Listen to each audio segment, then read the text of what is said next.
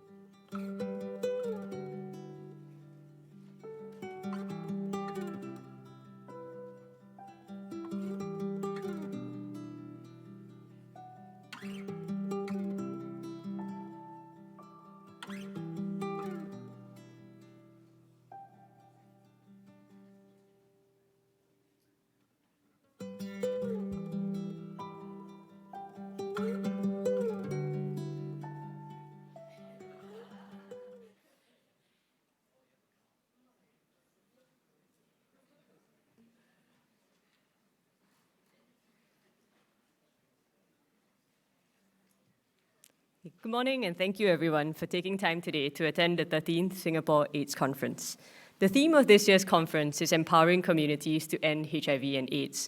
This theme recognizes the critical role played by communities of people living with HIV, key affected populations, and community-based organizations in the fight to end HIV.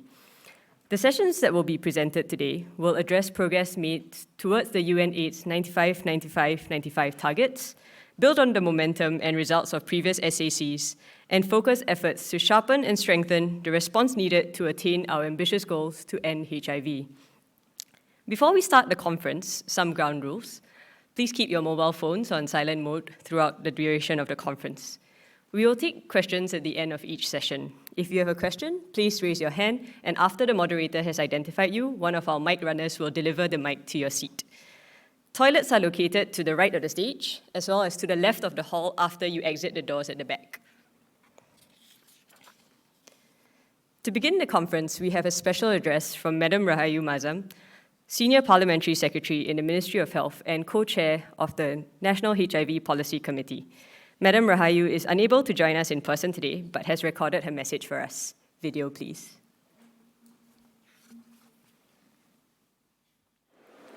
Distinguished guests, ladies and gentlemen, good morning. It is my pleasure to address you at the 13th Singapore AIDS Conference. I would have liked to be physically present with you, but I am currently overseas. The Singapore AIDS Conference serves as a platform to bring together healthcare providers, public health experts, the community, and other stakeholders to share and discuss the newest strategies in addressing and combating HIV. It is also an important avenue to take stock of our progress and address challenges in fighting this disease.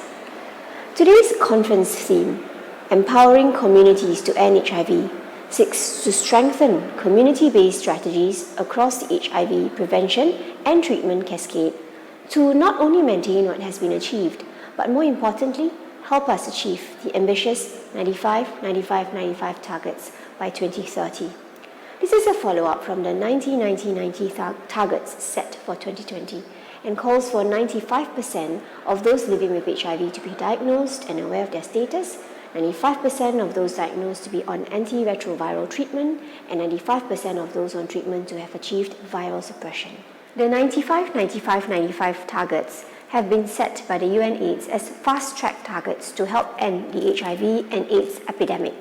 These targets aim to significantly reduce the number of AIDS and new HIV cases worldwide and put additional focus on the scaling up of antiretroviral therapy as HIV treatment prevents new infections and the associated complications. Globally, the UN AIDS targets have been widely adopted and are largely successful in measuring and guiding progress on HIV testing and treatment. As of end 2020, the 90-90-90 targets were missed marginally, with 84% of persons living with HIV knowing their HIV status, 87% having access to antiretroviral therapy, and 90% of people on treatment being virally suppressed. In Singapore, our efforts have yielded results. In 2020, 83% of persons who are living with HIV in Singapore are aware of their HIV status.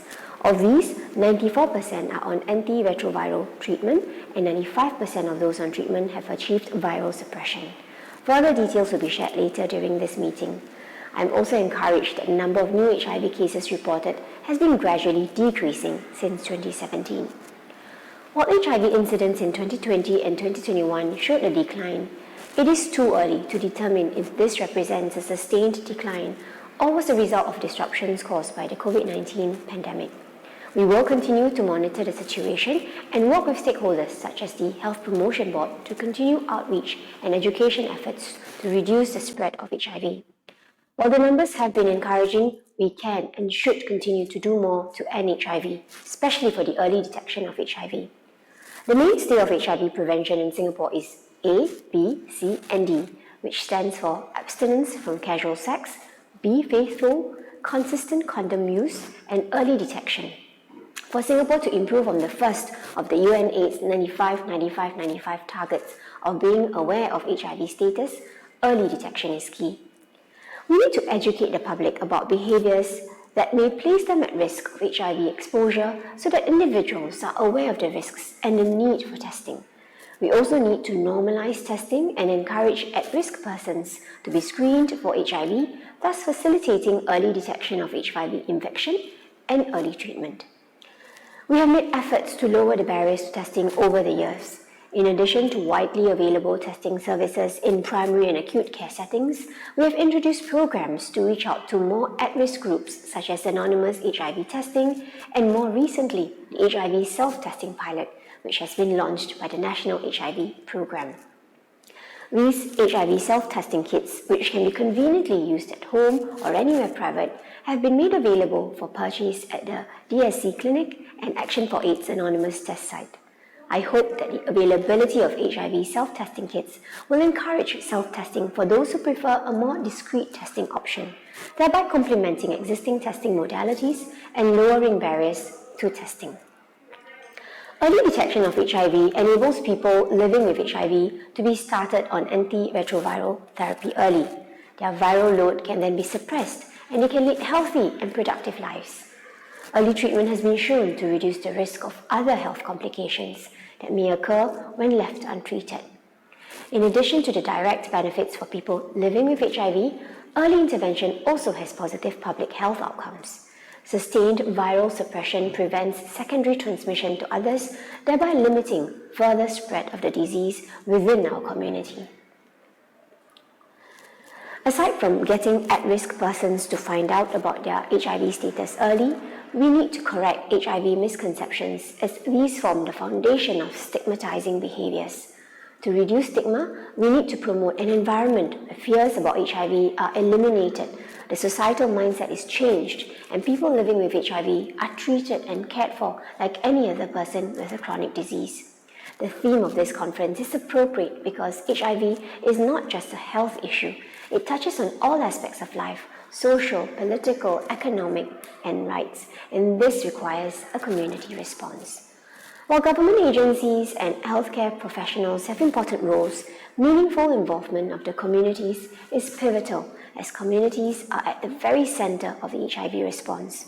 Working alongside public health and clinical systems, community responses are critical to the success and sustainability of the global response to HIV.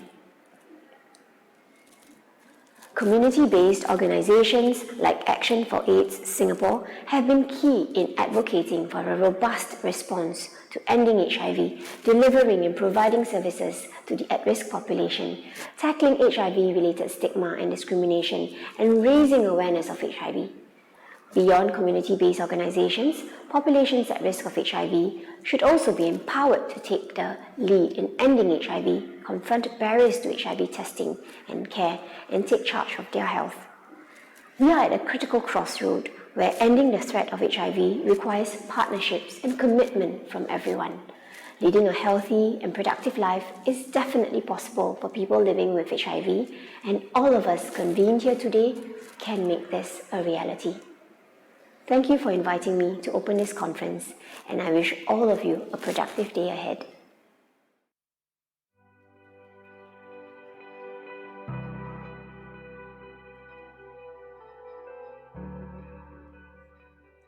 Next up, let us welcome Ms. Anthea Ong, former nominated Member of Parliament, to give the keynote address. Ms. Ong is a full-time social entrepreneur and advocate, having founded and co-created several ground-up initiatives and impact businesses, including A Good Space, SG Mental Health Matters, Work Well Leaders, Welcome in My Backyard, Hush Tiba, Playground of Joy, and Project Yoga on Wheels. Ms. Anthea Ong, please.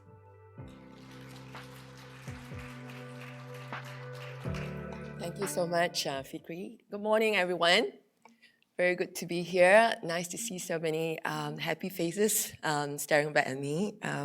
Thank you to the Organising Committee for this really tremendous privilege to be here sharing a few words for this 13th AIDS conference in Singapore. Before I continue, some of you may know, but not all of you, I'm always wearing my hat, but in this case, my hat for mental health and well-being.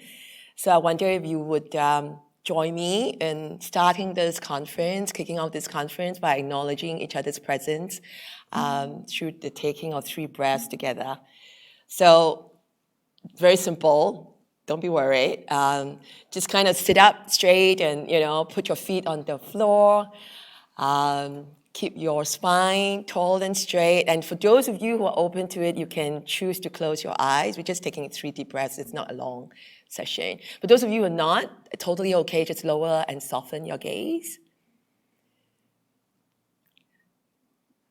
And just take a long, deep inhalation through your nose and a slow, complete exhalation, feeling all of that, letting go and releasing tension, tightness. And I'm going to leave you to take the next 3 breaths on your own, at your own pace.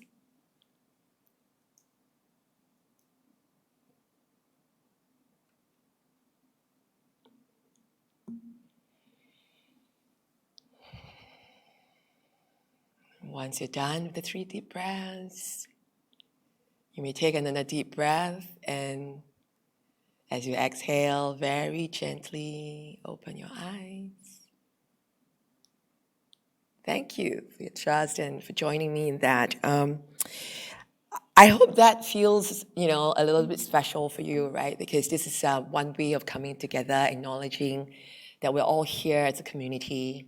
And there's really nothing more human than to do this in breath, because humans are the only ones who can actually do breathing by volition, right? So thank you for helping do that. I always feel a little bit, maybe emotional is not the right word, but, very surreal that it was only 16 years ago that I was in a deep, dark place with a broken heart, a broken marriage, a broken business, sounding a bit soppy now, and also with only $16 to my name. But that deep, dark place has led me on a unexpected trajectory, of fervent change-making and community building that somehow has led me to be here with you. So I'm really grateful. And to know that my sharing today comes from a deep place of gratitude, to be able to sort of be here to share some of that experience during my journey.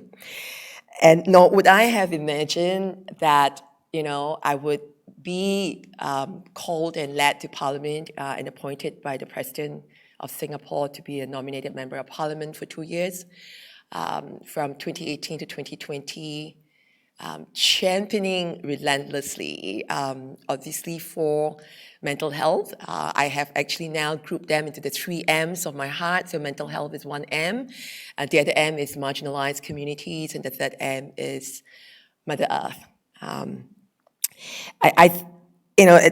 It's also an act of resistance and maybe a little bit of a civil disobedience to also bring this 3 breaths that we just did in terms of a exercise to open my maiden speech and getting the entire cabinet and the House to also be present, because I strongly feel that what happens in Parliament affects everyone in Singapore and beyond, and so it's so important that we actually are the most present when we are in the August chambers. I still don't know how I did it, to be honest, but according to CNA, apparently I spoke at every parliamentary sitting in those 2 years. To be exact, thanks to the research undertaken for a book that was recently launched on the Nominated Member of Parliament scheme.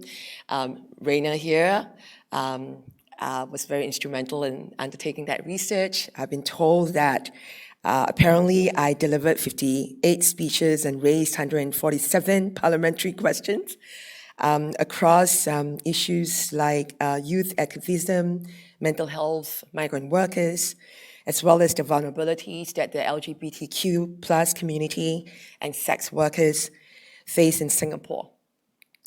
I do sometimes think that the collapse, or the colossal collapse, like I like to call it, because it really felt like it. I felt like I was broken into a billion pieces, may have unleashed that benign beast in me, to speak up for those in our midst whose voices have been muted by stigma, by prejudice, and by discrimination.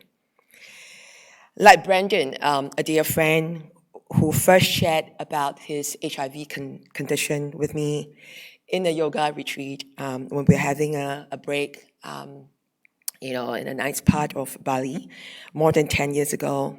The fear of being shunned and ostracized was palpable for Brandon.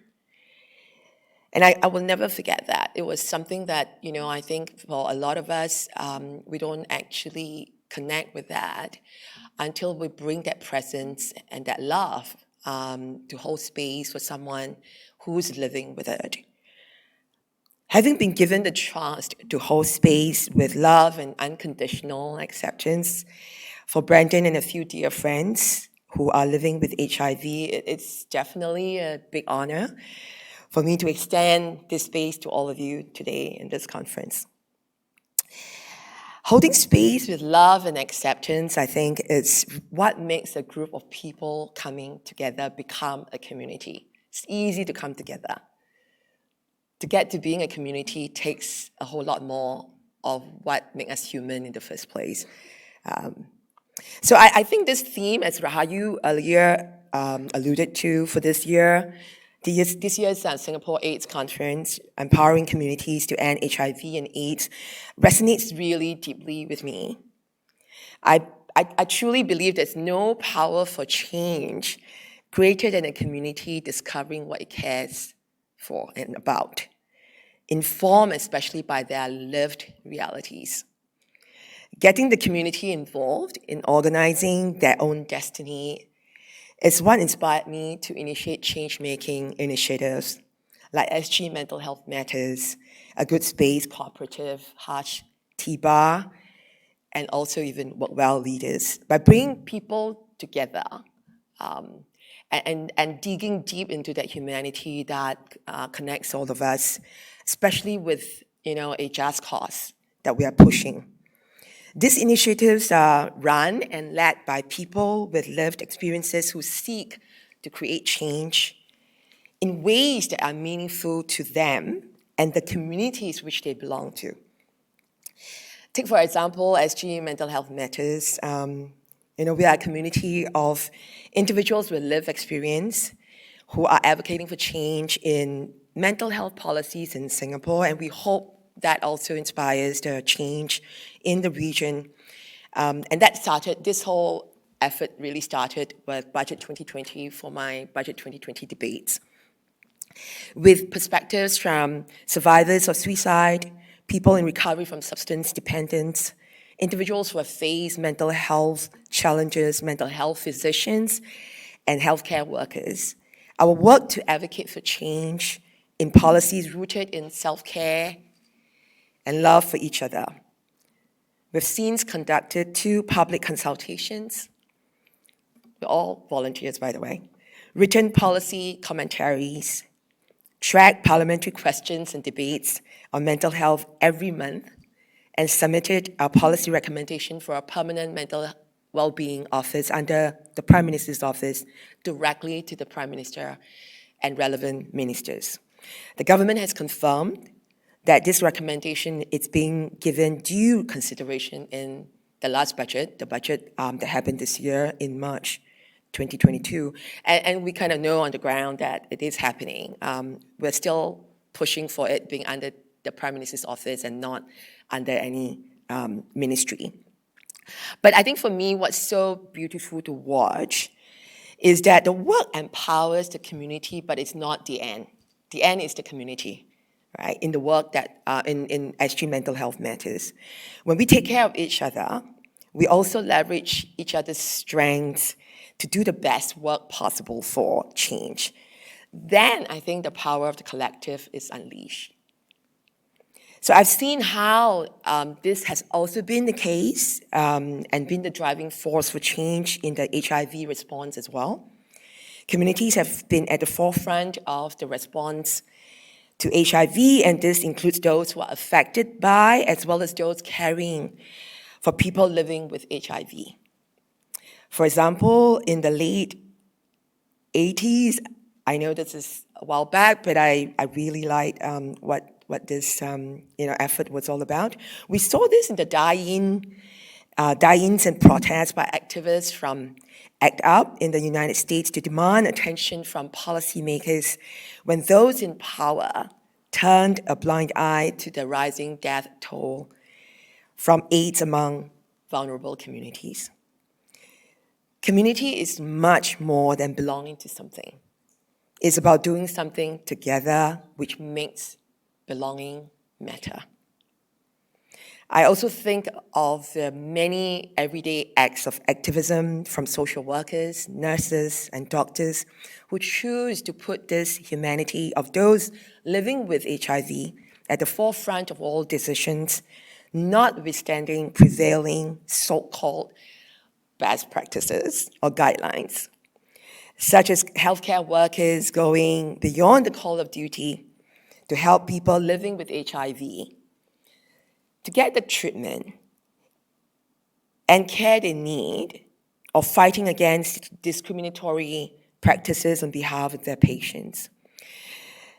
Some of you may know this, well, actually, I'm sure all of you know this in the community. I was very inspired by the story when I knew about it many years back, but then, of course, that story was even more poignantly illustrated in The Seven Letters and one of Bu Chun Fong's films. Our very own retired nurse, Singaporean, Iris Verghese, now she's 76, is one of these everyday heroes who, as a young nurse in the 80s during the outbreak, drank from the same cup of a self-stigmatizing patient to prove to him that HIV and AIDS is not transmissible through saliva. She also hugged clients who were often horribly ostracized because of the stigma. Today, we see activism in new forms, very encouraging, and I think it's part of the evolution that comes about as societies evolved. From the day-to-day services that communities lead to benefit their peers to having a seat at the policy table in many settings. Communities have been shown to be competent and effective in leading the charge from within. I know this from my work with the migrant workers, for A Good Space and the deaf community at Haj Tiba. During the pandemic, migrant workers with support from groups like A Good Space were helping each other within the dormitories, and as we know, they were in lockdown mode, including providing peer support for each other in the mental health for their brothers, the fellow brothers. And this obviously was understandably, a high risk. In fact, their mental health plunged to such low risk that for a moment we had a bit of a spate of suicide within the dormitories. Not widely published, publicized, but that was what was going on. So it was actually quite a harrowing situation that we were dealing with. Interestingly, with that work, that effort from the community, since then, state agencies like Migrant Worker Center have also now been providing peer support training, right, to across the migrant communities and across the different dormitories. We also see migrant worker leaders now having a seat and voice at national efforts, like the Listening Living Labs initiated by A Good Space, but also many state-directed ones as well.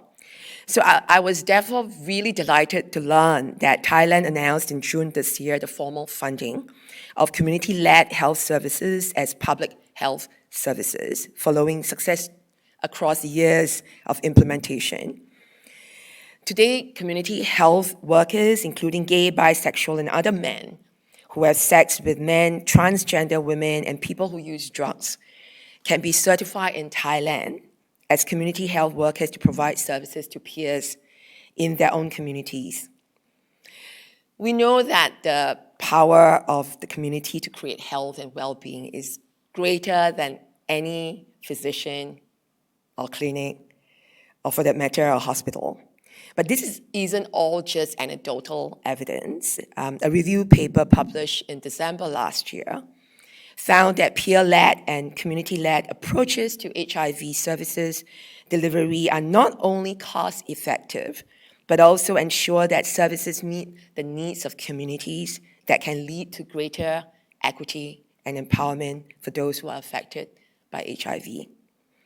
So yes, now let's talk a bit about equity and equality. I really like the use of the strong verb equalize by UNAIDS for this year's World AIDS Day. The clarion call is so strong and powerful. Yeah, it's actually really inspiring. I think the word equalize should really, apply across so many different other initiatives that we'll be looking at for vulnerable communities.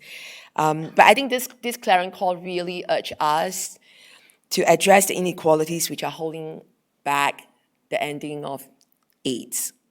Here in Singapore, part of ending such inequalities is reviewing policies and laws that have impacted marginalized communities, something that I spent all of my time as an NMP advocating for in and outside of Parliament, and continue to do so through the different platforms that I have access to since stepping down. First, much consideration needs to be given to the intersection of mental health and marginalized communities.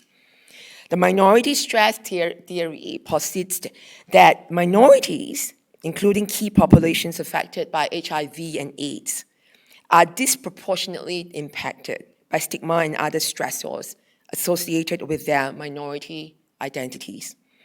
Research has shown that this heightens the risk of poorer mental health, which is in turn associated with behaviors associated with increased risk of acquiring HIV and other sexually transmitted diseases.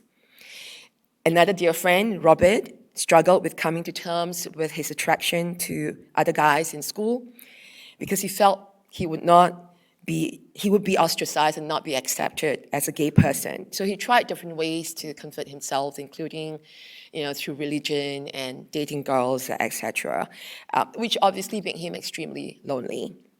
That led him to rely on alcohol, or rather on finding intimacy and self-esteem through sex, and numb himself with drugs. At 21, he found himself infected with HIV. At the 2020 Committee of Supply debates, working with some members of the LGBTQ community, I highlighted that WHO, the World Health Organization, had suggested that the LGBTQ+ community be treated as a vulnerable group in mental health because of the double stigma of LGBTQ and also of homosexuality and also mental health. We also asked for all personnel in mental health care, including those in community settings, to be trained in LGBTQ+ issues, as well as appointing diversity officers across healthcare and social service offices, sectors, as a resource for professionals to tap on to better understand LGBTQ issues. The disproportionate barriers to mental health services and the impact of stigma on the mental health of LGBTQ+ individuals are close to my heart, which, as a minister once said to me, you just keep going at it and keeping at it so relentlessly, don't you? But thankfully, another minister said to me that you bring humanity to Parliament. And how could I not? Robert's story is not the first, nor will it be the last, unless we make the urgent changes needed. So keep at it, I very well will be. Second, we need to ensure that there are no barriers in accessing care and adequate protections are in place against discrimination and violence for marginalized groups, many of whom are key populations impacted by HIV and AIDS. We often overlook the plight of transgender people and sex workers in the HIV response. And there is much, much more to be done for them. Trans-affirming healthcare services are still a distant reality, even though progress is being made through the efforts of community groups and in partnership with institutions that care. During the debate on the amendments to the Women's Charter, I worked with community leaders from Project X and the T Project to highlight the good work that such groups are doing on the ground to support sex workers and transgender women. as well as the inequities that sex workers face in seeking and continue to face in seeking justice from violence and exploitation. We recommended in Parliament that sex workers should be given immunity and protection when reporting violence and exploitation when approaching the police.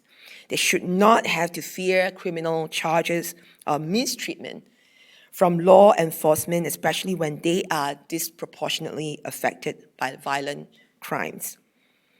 Third, we must also ensure that our broad-based, population-level policies are evidence-based and serve every Singaporean and resident, not just those with the means to access them. In addition, Singapore's HIV epidemic is characterized by transmission among not just marginalized or minority population, but also older heterosexual men. And what about those who are less educated or have lower proficiency in English? How do we make sure they are not disadvantaged in accessing important and comprehensive sexual health education?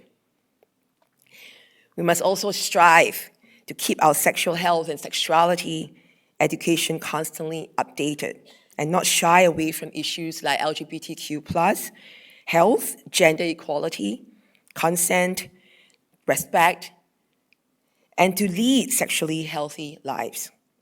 I called for a review of sexuality education in Parliament in 2020 and sincerely hope that this shall be done now with inclusion, not omissions, especially in light of the recent repeal of Section 377A. There are many advances that have not been shared widely as well with the general public, such as undetectable equals untransmissible, where people living with HIV and a suppressed viral load effectively cannot transmit HIV to their sexual partners. So if we are sincere about addressing stigma and ending HIV by 2030, there are actions we must take as soon as possible. So in closing, let me share with you the story of my Belgian friend, Dr. Jean-Louis Lambouré, a medical doctor who was working with the World Bank as a senior public health specialist and part of the team that created UN AIDS in the 90s. He went on to co-found a program that successfully arrested the epidemic in the region of Thailand within 5 years through local responses by empowering communities to take actions for themselves. Yet, he famously shared, and he said that to me many times, that this project was also his biggest failure, for he was not able to change the international strategy at the institutional level to mobilize local responses despite that success story.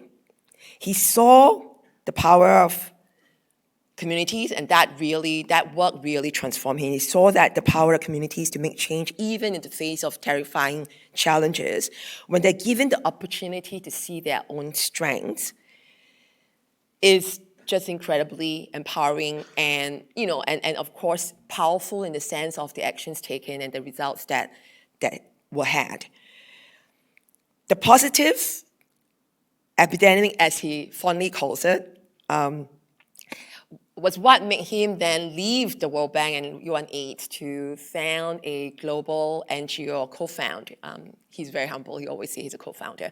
To co-found a global NGO to spread what he calls this positive epidemic, which is a process that he formally calls community competence cycle, which I actually invited him to Singapore in 2019 to share with the community change makers at a good space. So let's equalize and begin this positive epidemic to end HIV and AIDS by investing in the strengths of every member within communities equally with supporting policies and resources. And we need to do this with a fierce urgency. I think especially since the efforts may have faltered a little because of the priority given to COVID and the pandemic. So we need to do this with a fierce urgency that will remove structural barriers and build assets and capacity to enable the sustainable change needed. I, in fact, said no to the first invitation to be an NMP because I just thought, okay, politics is not for me. I'll just do the work on the ground. But as a lot of you who are in the community would know that at some point you still hit the wall, no matter how great the effort is on the ground, because there are structural barriers that can only be removed with change of policies. Right, so let's keep going at that. As anthropologist Margaret Mead famously put it, never doubt that a small group of thoughtful, committed citizens can change the world. Indeed, it is the only thing that ever has. So we have to create what we want to be a part of. I just want to take this opportunity before I end to thank you all for coming together every year in the last 13 years for this important work of change for your community. It speaks volume of the greatness of a community that holds compassion, courage, and commitment. So amidst all the digits and numbers, I heard the 395s that have been repeated a few times. So amidst all the digits and numbers to be discussed today that are nevertheless obviously important for public health work, I'm sure we will also not forget that every digit reflects a human life, that every life that hasn't gotten access to testing as a result of stigma, every life that hasn't been able to afford life-saving medication, and every life lost to HIV and AIDS is one too many. Together we can do so much. May the discussions today be filled with vigor, love, and hope. I wish you a very fruitful conference. Thank you for listening, and thank you once again to the organizing committee for taking such a brave step to inviting someone like me to be here addressing you in this topic. It's been a privilege. May you all be well. Have a great conference ahead. Thank you.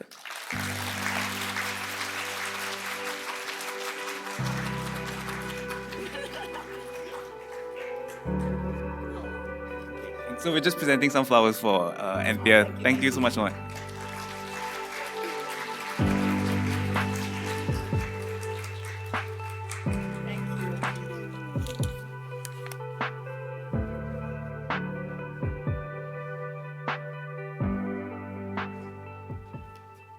Right, thank you, Anthea. Just wanted to make a note that we are actually very fortunate to have Iris Verghese in the audience with us today.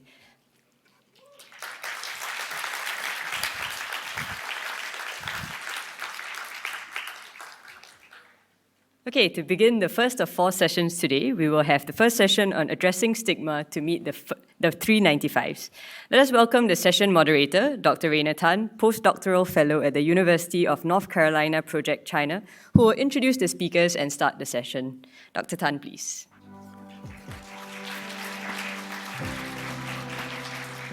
All right. Thanks so much, Fikri. Good morning, everyone. So before I move to the session 1 this morning, just want to express my deepest gratitude to Anthea for being here today and for sharing that powerful message. I've had the opportunity of working at Anthea through SG Mental Health Matters, the NME Group Project, and other efforts to improve mental health and well-being in Singapore, as well as also a privilege of just enjoying her company through our occasional green walks around Singapore. But indeed, HIV prevention is not just about the technology or prevention technologies, but must also center communities, mental well-being, and policy advocacy. And in this way, we can address the synergistic epidemics of HIV, stigma, and poor mental well-being that is driving HIV transmission and acquisition for many today. So thank you once again, Anthea, for your loving and powerful words this morning. And this is a wonderful segue to our first session for today. So session 1, addressing stigma to meet the 395's centers stigma and discrimination in the context of HIV. So heeding calls by UNAIDS to confront inequalities and to equalize the response to HIV, this session highlights structural barriers to HIV prevention. It is our hope that people living in HIV and communities can lead change alongside healthcare professionals and policymakers to address them. It is now my deepest privilege to introduce our first speaker for this session, so Jules Kim. So Jules is a Korean-Australian sex worker and the CEO of Scarlet Alliance, Australian Sex Workers Association, the peak national organization that has been representing sex workers and sex worker organizations, collectives, and projects throughout Australia since 1989. She is the chair of the Regional Sex Worker Network Asia Pacific Network of Sex Workers, or APNSW, and was the UNAIDS Program Coordinating Board, or UNPCB, NGO Delegate for the Asia Pacific for 2019 to 2021. She also joined the Global Network of Sex Work Projects, or NSWP, Secretariat as incoming Global Coordinator as of 1st January 2023. She was a representative on the multi-stakeholder task force to the 2021 high-level meeting on HIV/AIDS and is currently a member of the UN AIDS Reference Group on HIV and Human Rights. So a very impressive profile, and so that I don't talk anymore, Jules, over to you, please.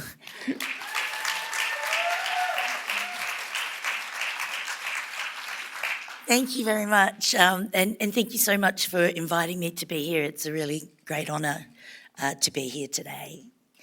So I'm going to talk a bit about, and this is the logo actually of the around key populations, how decriminalisation, destigmatisation and inclusion of key populations saves lives. And this is an essential part of the HIV response. And I'm going to go through some of the data to show you why this is so necessary. Okay, next slide, please. So just quickly, I think Rayner had already gone through about what Scarlet Alliance is, but we're 100% sex worker-led at all levels. And I was just talking to some colleagues about, in 1989, Scarlet Alliance was formed at the first HIV and Laws and Sex Work Conference, and where it was decided that it was a national peak was needed to represent the needs of sex workers. And in fact, we had one of the first funded organisations in Australia, and that was led by initially the work of street-based sex workers who, as friends started dying from AIDS, started handing out condoms to each other and realised that that saved lives. And that information exchange became formally funded by the government, which now has been replicated in many places in the world. But it was actually the grassroots action by sex workers that led to that funding of an approach that's happening everywhere in the world now.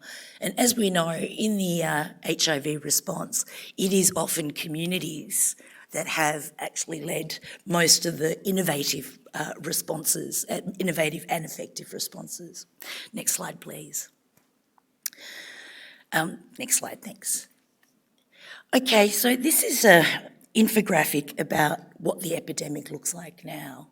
And in fact, globally, 70% of HIV infections are among key populations. In the Asia Pacific, 96% of new HIV infections is among key populations and their partners. Like, that's 96%. And as you can see from this figure, in fact, the current figures are even higher. So for people who inject drugs, are 35 times more likely to be living with at risk of acquiring HIV than adults who don't inject drugs. Also 30 for sex workers, it's 30 times higher, and 14 times higher for transgender women and than it is for the other adult women in the general population, and 28 times higher among gay men and other men who have sex with men than among adult men in the general population. And people in prisons are actually 5 times more likely to be living with HIV than adults in the general population. So next slide, please. So this is the distribution of new HIV infections. And in fact, within the Asia Pacific, it's very similar. But there is a greater proportion for gay men and other men who have sex with men who are actually the source of the majority of new HIV infections. Next slide, please. So unfortunately, why is it that key populations are the site of all the new infections? Well, I don't think it's not a coincidence, the fact that, we're subject to widespread stigma and discrimination and criminalisation in most countries around the world. And the majority of countries in the Asia Pacific actually criminalise either our who we are, our identities, our occupation, our who we choose to love, and who we are, unfortunately, is criminalised, and largely. I think that the laws end up feeding a lot of the stigma and discrimination that there is against key populations. Also, alarmingly, it creates barriers for people to be able to access services in order to be able to get non-stigmatising and non-discriminatory access to health services in order to be able to, accurately reflect the needs that they have. The levels of stigma and discrimination, unfortunately, are incredibly high, and the lack of protections remains a persistent issue for key populations. Next slide, please. So this is some of the recent data and on the number of new HIV infections and AIDS-related deaths. And as you can see from the treatment cascade in the 95, 95, 95, we still have a long way to go in the Asia Pacific. However, Singapore has had some remarkable successes, so I'm really excited to hear about how that's come about. On World AIDS Day, I was at the regional launch of the World AIDS Day report, and the progress in the Asia Pacific has been really inconsistent. And in fact, in some countries, there's been incredible increases, such as the Philippines, where there's been 367% increase in new HIV infections. And then on the other side of the scale, you've got countries like Singapore, where you've had 91 or 93% decrease, which is quite remarkable in terms of the progress that's been achieved. However, it's incredibly unequal, and across the board, it remains a major issue. And as we know, if we are going to meet those achievements to eliminate HIV as a public health threat by 2030, we still have a long way to go in all our countries. Next slide, please. So the Global AIDS Strategy Framework for 2021 to 2026 talks about applying an inequality lens across the strategic priorities to end AIDS as a public health threat by 2030. And the vision is to have zero discrimination, zero new HIV infections, and zero AIDS-related deaths. It acknowledges the challenges and the opportunities and recognises the key shifts necessary to end AIDS. But importantly, it talks about keeping people at the centre, and this means like keeping key populations at the centre to ensure that they're able to access services and benefit from services, and to remove the barriers that prevent people from being able to access prevention, testing, treatment and care. And it also calls on governments to demonstrate political will to work together with communities to work towards ending those commitments to end HIV and AIDS as a public health threat by 2030. So what was fantastic is that, next slide please, in 2021 we had high-level political commitment for around the goals in the Global AIDS Strategy. Now, you all might be aware, unfortunately, the Global AIDS Strategy, there was some dissenting countries, such as Russia, that had dissented on the Global AIDS Strategy. But at the UN high-level meeting in 2021, most countries signed on and showed their political commitment to end inequalities and get on track to end AIDS by 2030. And this includes Singapore, which is important, and most countries in the world have committed to that.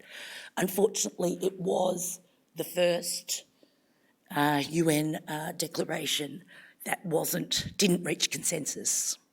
So for the first time, there was dissent, and 5 countries voted against against that. I mean, people have split views on how to think about that. In some ways, I guess it means that they're being honest about how they really feel about the response, and it also means that countries that sign on, it's not just it's a considered signing on. So it means that it's a considered commitment to act on the commitments to end the inequalities, to end AIDS. So what have countries committed to? Next slide, please. So part of the commitments to end AIDS, so importantly, it was the first document that actually has transformative and measurable structural targets. So this is really significant that it is actually looking also at, obviously treatment is critical, but also looking at those creating enabling legal environments as necessary, and addressing inequalities is necessary for the HIV response. So one of the commitments was to urgent and transformative action to end inequalities and restrictive discriminatory laws, policies and practices. There was a commitment by countries to create an enabling legal environment by reviewing and reforming as needed restrictive legal and policy frameworks, including discriminatory laws and practices. And this includes with the aim of ensuring that less than 10% of countries have restrictive legal and policy frameworks that lead to the denial or limitation of access to services by 2025. So there's not much time left, and I don't think all countries can say we'll just be in the 10%. There's a commitment by countries to make that action, and they have signed on to address this. So it is something that, as civil society, we can hold countries to account for these commitments. They also committed to, on that front, to ensuring that less than 10% or less of people are experiencing stigma and discrimination. And this includes people living with HIV and key populations. And part of that paragraph also talks about the commitment to leverage the potential of U equals U to work towards the vision of zero stigma and discrimination. And there was also a commitment to ensure that women and girls and people living with and at risk and affected by HIV, and that means key populations, who experience gender-based inequality and sexual and gender-based violence, is also addressed as an urgent action. Next slide, please. Excitingly, there was also some really significantly strengthened language regarding community-led and community-based responses, including explicit targets and commitments to funding as well. And there was a commitment to reinforce global, regional, national and subnational HIV responses through enhanced engagement with stakeholders, including community-led organisations. There was a commitment to community-led and community-based services for testing and treatment.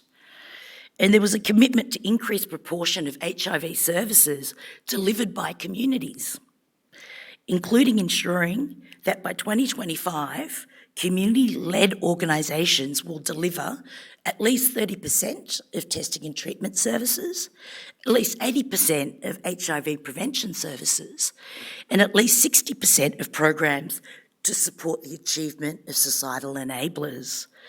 Now, I think that that's really significant. And there was also a commitment to say that there should be expanded investment in societal enablers, including the protection of human rights and reduction of stigma and discrimination and law reform, as also a necessary part of the response. This is quite groundbreaking, and I guess probably why that this was actually the first non-consensus document and that there was opposition. But it is really encouraging to see that there was support for that. In this section, there was also a commitment to encouraging the strengthening of peer-led responses and expanding community-based health education and training, and a commitment to building on the resilience and innovation of community-based health systems during the COVID-19 pandemic in the context of universal healthcare. There was also a commitment to investing in community-based expanding the delivery of primary healthcare, including through community-based services. Next slide, please. So, importantly, there was a prioritisation of to support community leadership, to support combination HIV prevention interventions that do meet the diverse needs of key and priority populations. And importantly, that includes condom promotion and distribution. There's different interventions that are appropriate for different populations. Explicit mention of harm reduction, which was the first as well in this UN document, but there was explicit recognition of the need for harm reduction. And with the figures now showing people who inject drugs being at 35 times more likely to be at risk of acquisition of HIV, harm reduction services such as needle and syringe programs and opiate substitution therapy are an essential part of the response. Okay, and there was also, of course, the 95 targets, which is a step up from the 90 targets. Okay, next slide, please. So, just want to talk about, about why it's so important to address the social and structural barriers. We have the most evidence to show that this is what's needed, and we have evidence to show that this works.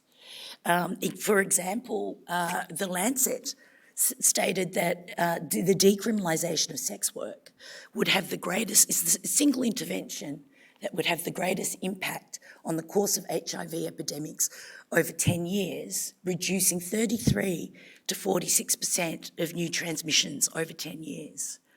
And the WHO made a supportive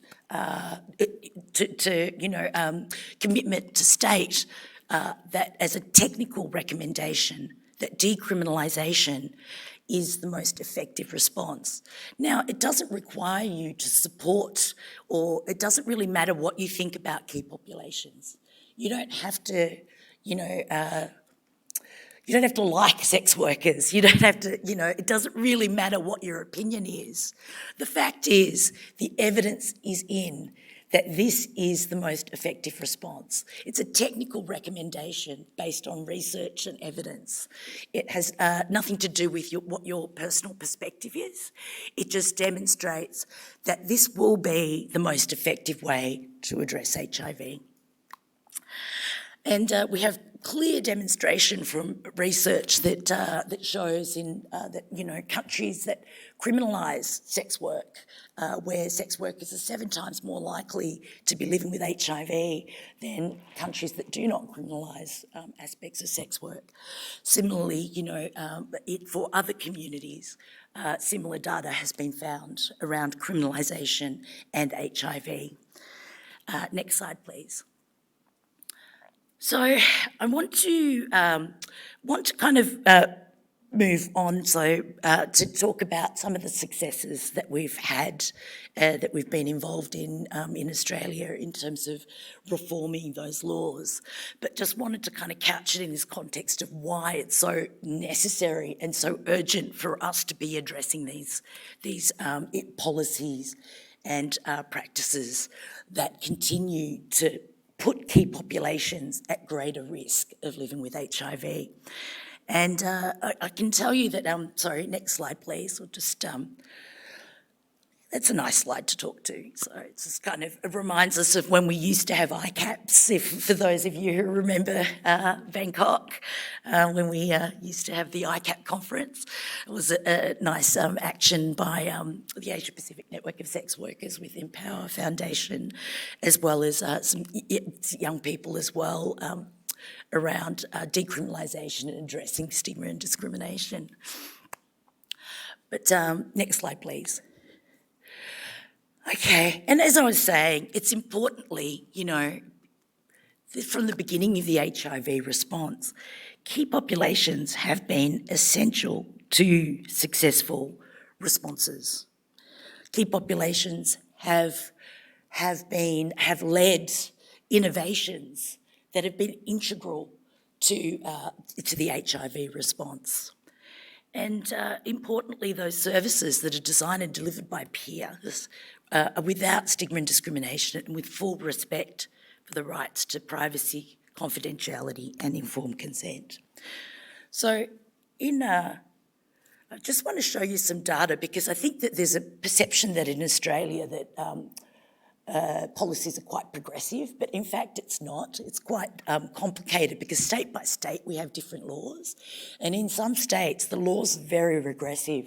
In fact, in WA, a sex worker doesn't have the right to remain silent, and you can be strip searched and cavity searched just on suspicion of being a sex worker, because you're dressed a certain way and you're standing in an area where sex work happens. And, let's say that you've got condoms in your bag. That's enough for you to be taken down to the police station and cavity searched. And this is just, I think that there's a misconception that there's a uniform set of laws. Next slide, please. Just going to get to the next slide. Keep going. I just wanted to get to the research slides. So in Australia, we did a research, the Centre for Social Research in Health did a large-scale research into stigma and discrimination against priority populations.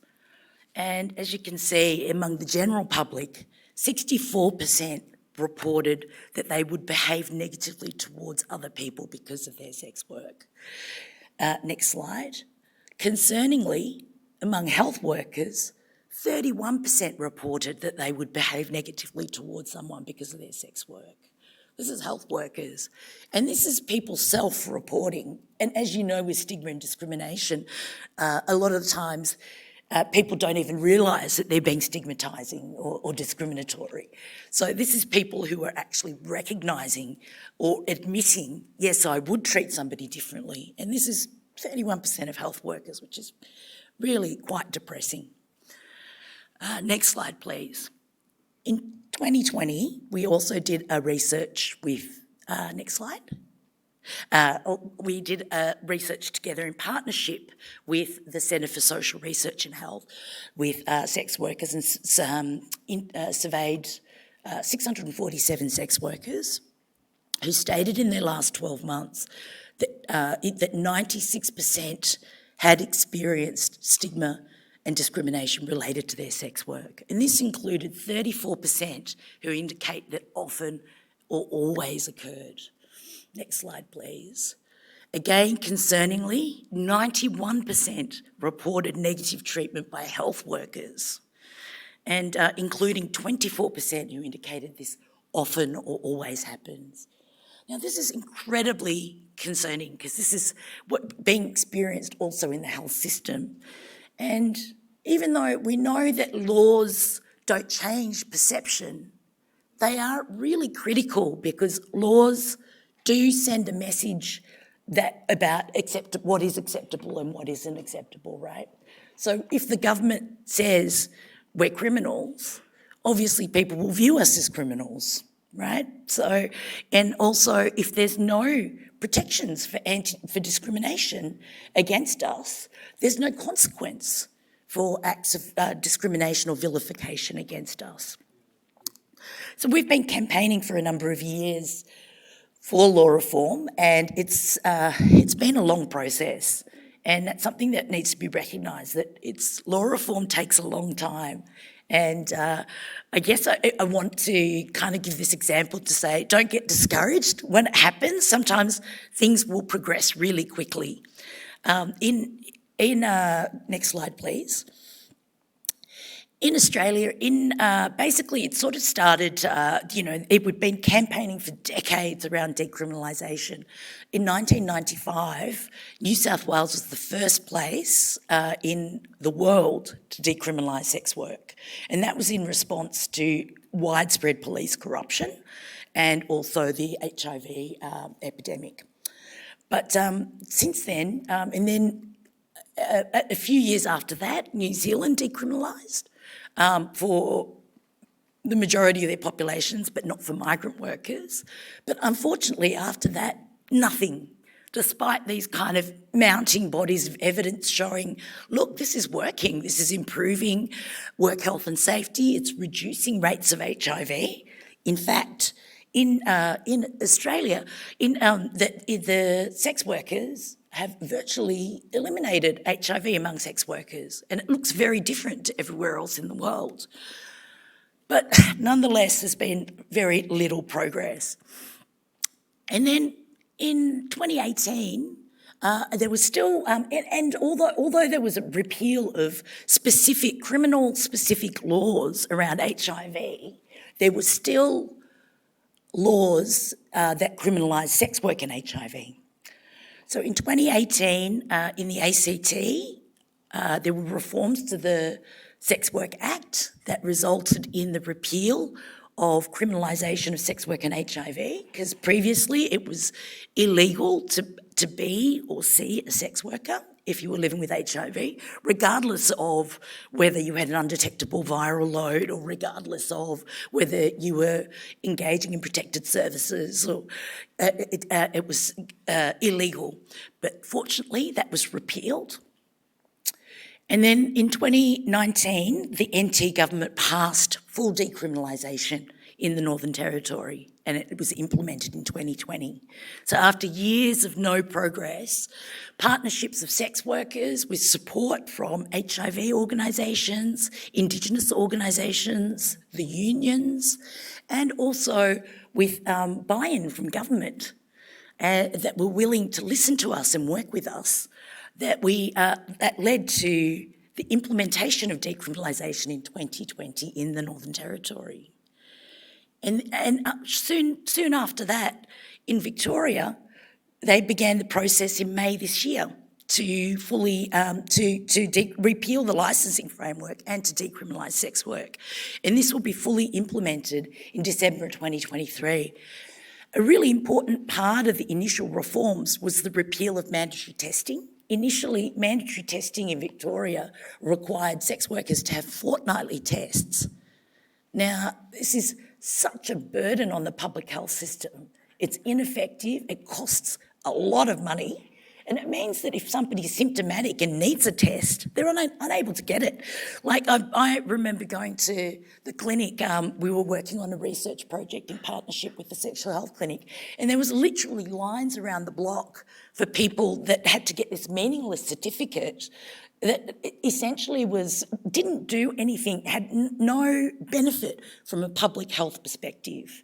Fortunately, the government saw that from a financial, public health, human rights, from every perspective, this didn't work, and they fully repealed mandatory testing.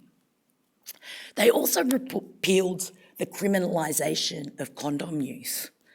So for sex workers, it was actually a criminal offence to not use condoms. As you can imagine, this becomes incredibly complicated to enforce as well, and leads to the entrapment of sex workers.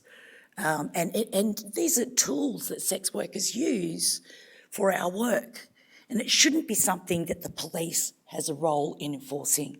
So fortunately, that was also repealed. And the criminalisation of sex work and HIV was also repealed in Victoria in May this year.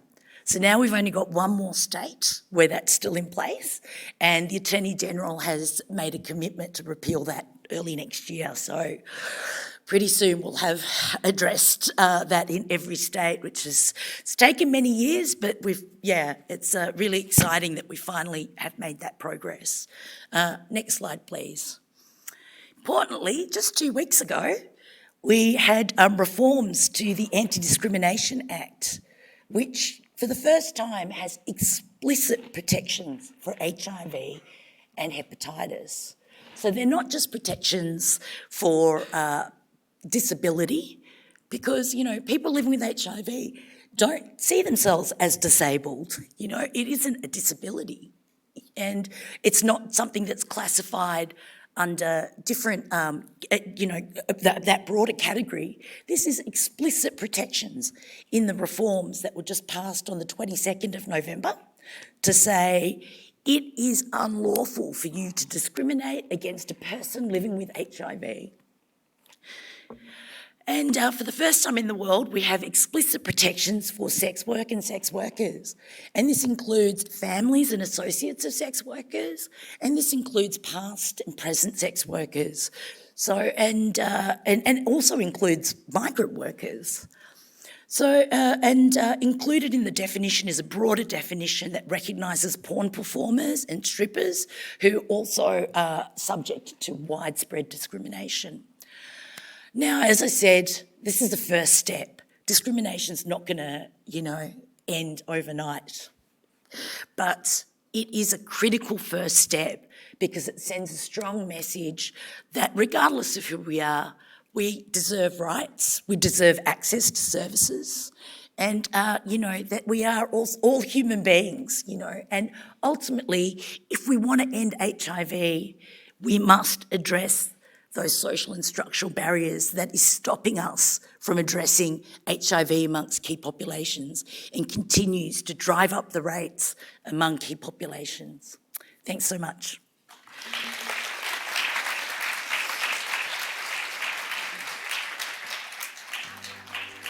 Right. Thank you so much, Jules, for the wonderful presentation. So now I would just like to introduce the next speakers for this morning. Mr. Daniel Ho and Mr. Daryl Young. So Daniel is a clinical psychologist with key interests in the fields of at-risk youth, trauma, and stigmatized minorities. Daryl, on the other hand, is a lawyer and activist. He is interested in queer, disability, and criminal justice and has published on HIV criminalization in Singapore. They are both independent researchers who will be presenting results of a study on HIV criminalization in Singapore. So Daniel, over to you, please. Thank you, Rayner. So Daryl is not here today, but Daryl will start first. So we will watch a video.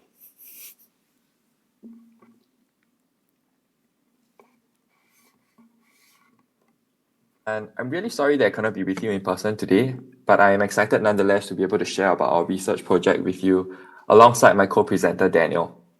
So this project looking at the impact of HIV criminalization on the MSM community in Singapore was really a transdisciplinary one, which sought to bring together insights from law, psychology, and public health to examine the impact of HIV criminalization. So I have a legal background, while Daniel is a clinical psychologist and Rayner has a public health background. Now let me turn quickly to our first slide, which is a quote from one of our participants, Faris.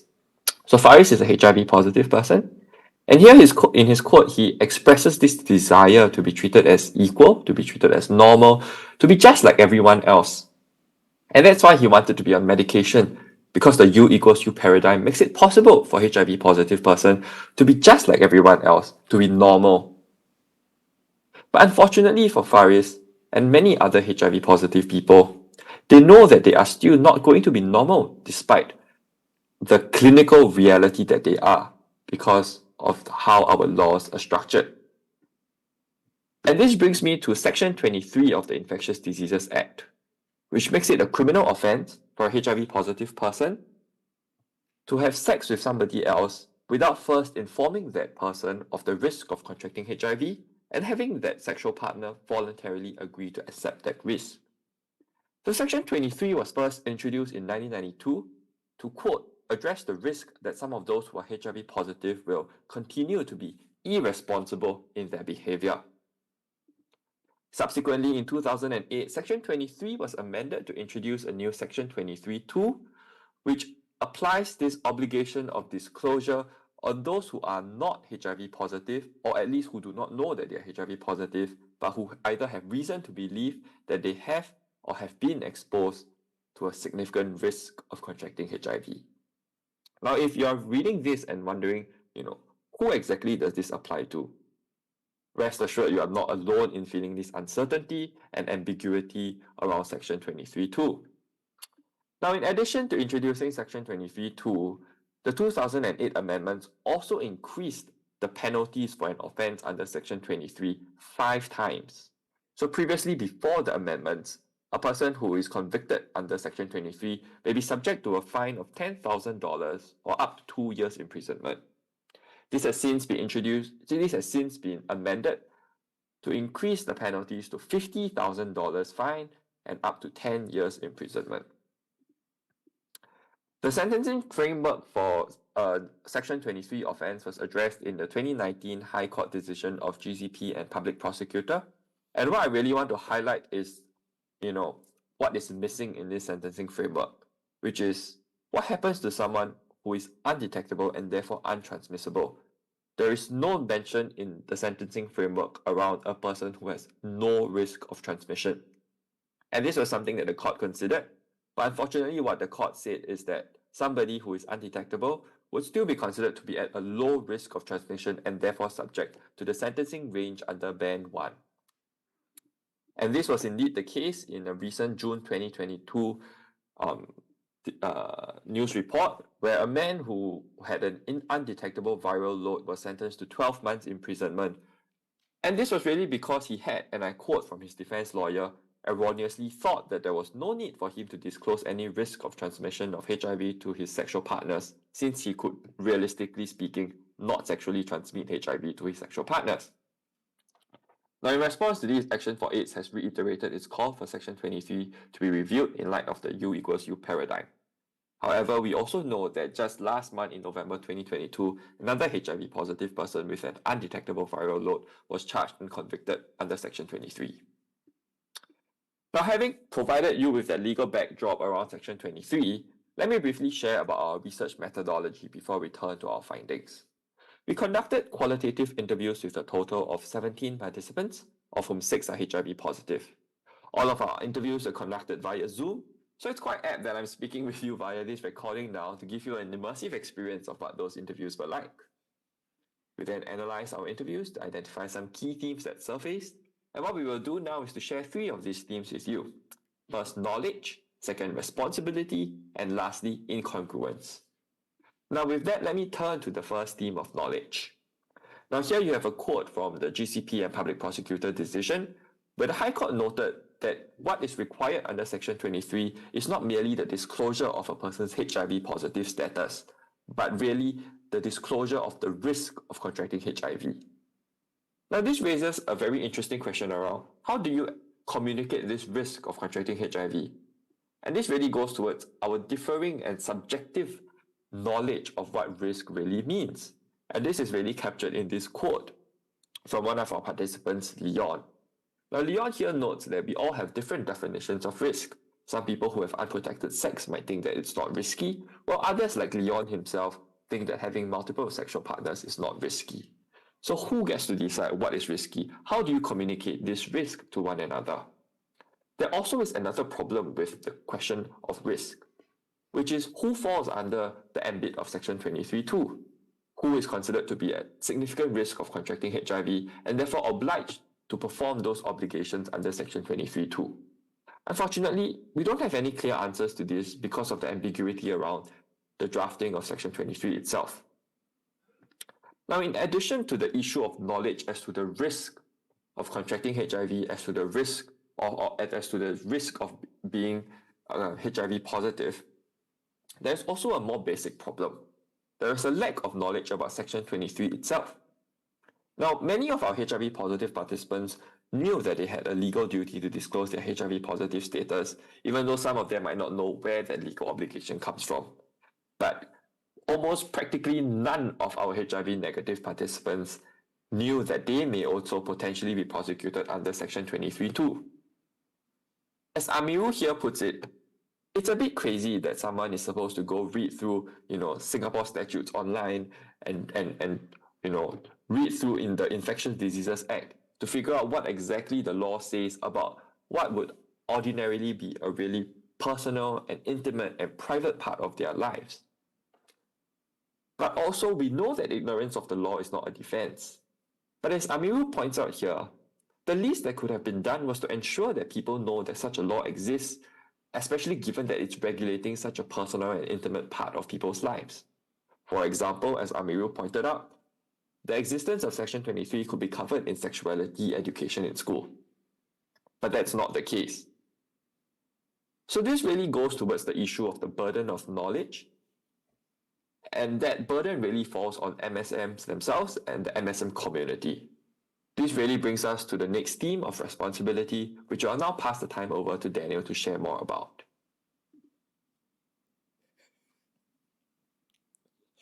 Thank you, Daryl. So this brings us to the next theme of responsibility.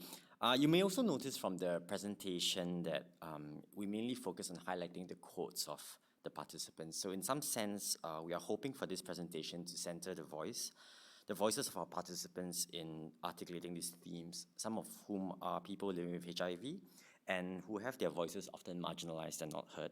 So you'll be seeing more of their quotes as we move along in this presentation.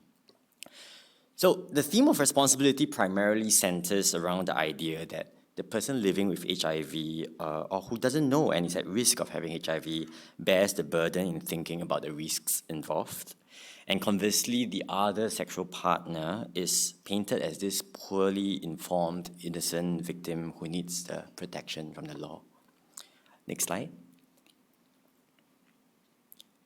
So in our interviews with the participants, many of them share how the law seems to be painting people living with HIV as malicious actors, out to pass on HIV to others intentionally.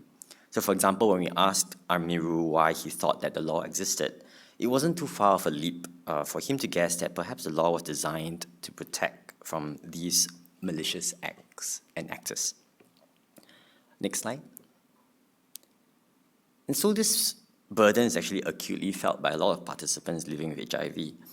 Many of them shared how sexual health should be a responsibility borne by all the parties involved as a matter of individual responsibility, as opposed to what seems to be articulated by the law, where it seems skewed towards the person living with HIV or at risk of having HIV. Next slide. And if we were to look closely at the binary of a supposed aggressor and a victim that's somehow being painted, through the lived experiences of our participants, it's actually quite blurred and unclear, right? Because many of these so-called malicious actors were at some points the victim as painted. Next slide, please. So this raises a very important question, right? When does the innocent victim, in this sense, right, transform into the aggressor? And so when we spoke to the participants living with HIV of their own experiences when they were first diagnosed, so as it turns out, actually many of them were actually quite cognizant of their own agency in the process, either of their own responsibility or really just being worried, trying to recall their own recent sexual history, and less about trying to bring this law against whoever they had sex with. Next slide.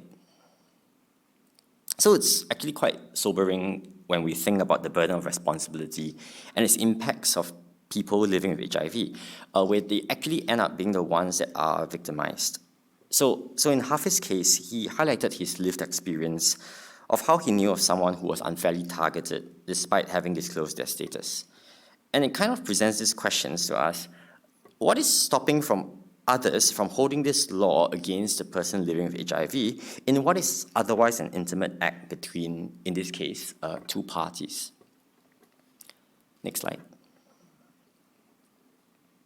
So I think George ultimately sums up the impact of this burden of responsibility quite nicely, which is this symbolic othering of persons living with HIV, and even more so for segments of society who may not be able to structurally access the help and support to navigate the section of the law. So I don't know about you, but when I first saw the law, because I'm not legally trained, it was quite a bit for me to make sense of what it actually means. So I thank goodness Daryl was around to help me wade through the legalese. So it's quite striking when I learned recently also that Infectious Diseases Act was also not covered by the Criminal Legal Aid Scheme or by the Public Defender's Office.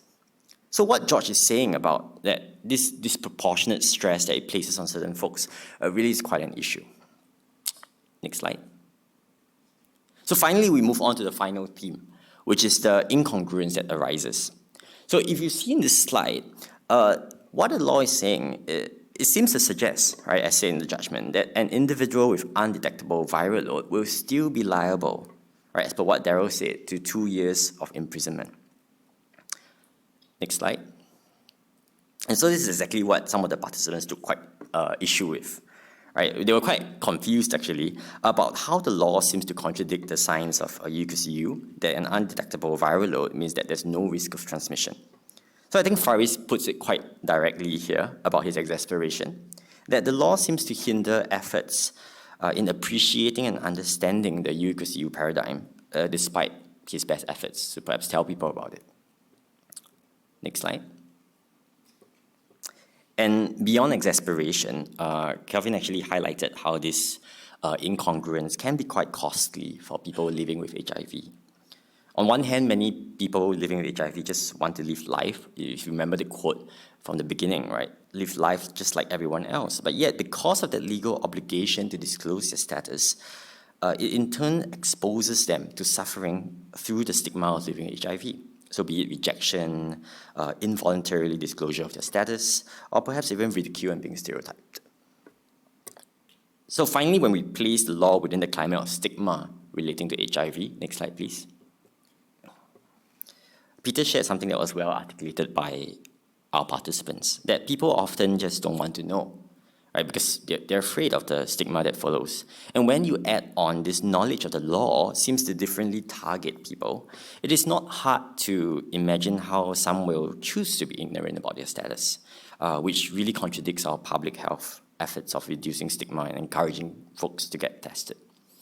So this is my last slide, and I just want to end with this slide, and perhaps as a conclusion, in light also of the recent repeal of 377A, to reflect on the role of criminal law in our lives, whether it should be involved in something so personal as sex and intimate relationships between two consenting adults. Thank you.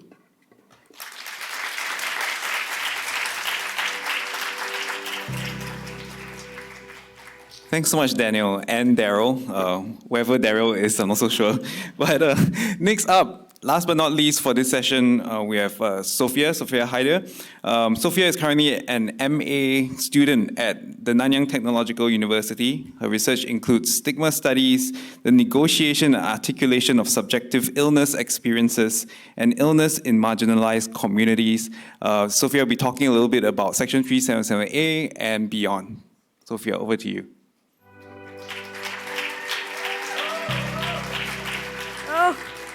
So short. Okay, thank you, Ray. Thank you, Jules, and Daniel as well, Daryl, I guess, wherever he is, for those wonderful presentations. Thank you so much for having me today as well. Okay, so on the 29th of November, Singapore Parliament voted to repeal Section 377A, a law that criminalizes, I realize I should take this off, a law that criminalizes consensual sexual acts between adult men. So the title of my presentation today is Beyond 377A. What exactly are the implications of repealing the law on HIV services delivery? Next slide. Okay, so for those of us who watched the debate, we must have remembered when Vivian Balakrishnan said this about losing his friends in the early days of the AIDS epidemic. He said, "The veil of ignorance, the fear of embarrassment, in fact, contributed tragically to the cutting short of lives of some of my friends." This is a timely reminder, if you will, about how ignorance, discrimination and stigma, homophobia and queerphobia in particular, can affect access to treatment and communities of care for men who have sex with men with specific relation to HIV. Next slide. Okay, so this will be my structure for today. Firstly, I'll be talking about the effect of criminalization of homosexuality on health-seeking behaviors and on HIV. Then I'll go into the potential implications of decriminalization in 3 areas: prevention, testing, and then treatment and care. And lastly, I guess moving forward, what we want to keep in mind as well. Thank you. Next slide. So the criminalization of homosexuality is a widely researched area, and studies have shown that it has very clear ties with health-seeking behaviors for the queer community. So what this says here is that punitive legislation embeds stigma and discrimination against LGBT people, deters LGBT people from seeking healthcare for the fear of facing punishment and detention, and lastly, prevents countries from putting policies in place that properly respond to differentiated epidemics among their populations. So the 3 main effects of criminalization are very clearly outlined here. And what I want to emphasize is that punitive measures, as Jules has mentioned earlier as well, has both structural and social effects. So not only does criminalization make it more difficult for countries to implement new policies, that's the structural side, but we see the effect on people as well, right? Namely in terms of fear of being marginalized or persecuted. Next slide. So to give you a better idea of how criminalization of homosexuality feeds explicitly into the HIV response, here are some numbers. So firstly, MSM who live in countries that criminalize same-sex relations are more than twice as likely to be living with HIV than those in countries without the penalties. To push this a little bit further, MSM who live in countries with severe penalties, such as death, are more than 5 times more likely to live with HIV. Next. Secondly, knowledge of HIV status is 3 times higher in countries without criminal penalties as compared to those with criminal penalties. Next. Just click. Thank you. Okay, so thirdly, we see lower, implausibly low, or even absent size estimates for the MSM key population in countries that criminalize homosexuality. So this in turn leads to less comprehensive understanding of HIV testing coverage, right? A greater difficulty in implementing targeted approaches for HIV prevention, testing coverage, and treatment and care. Next.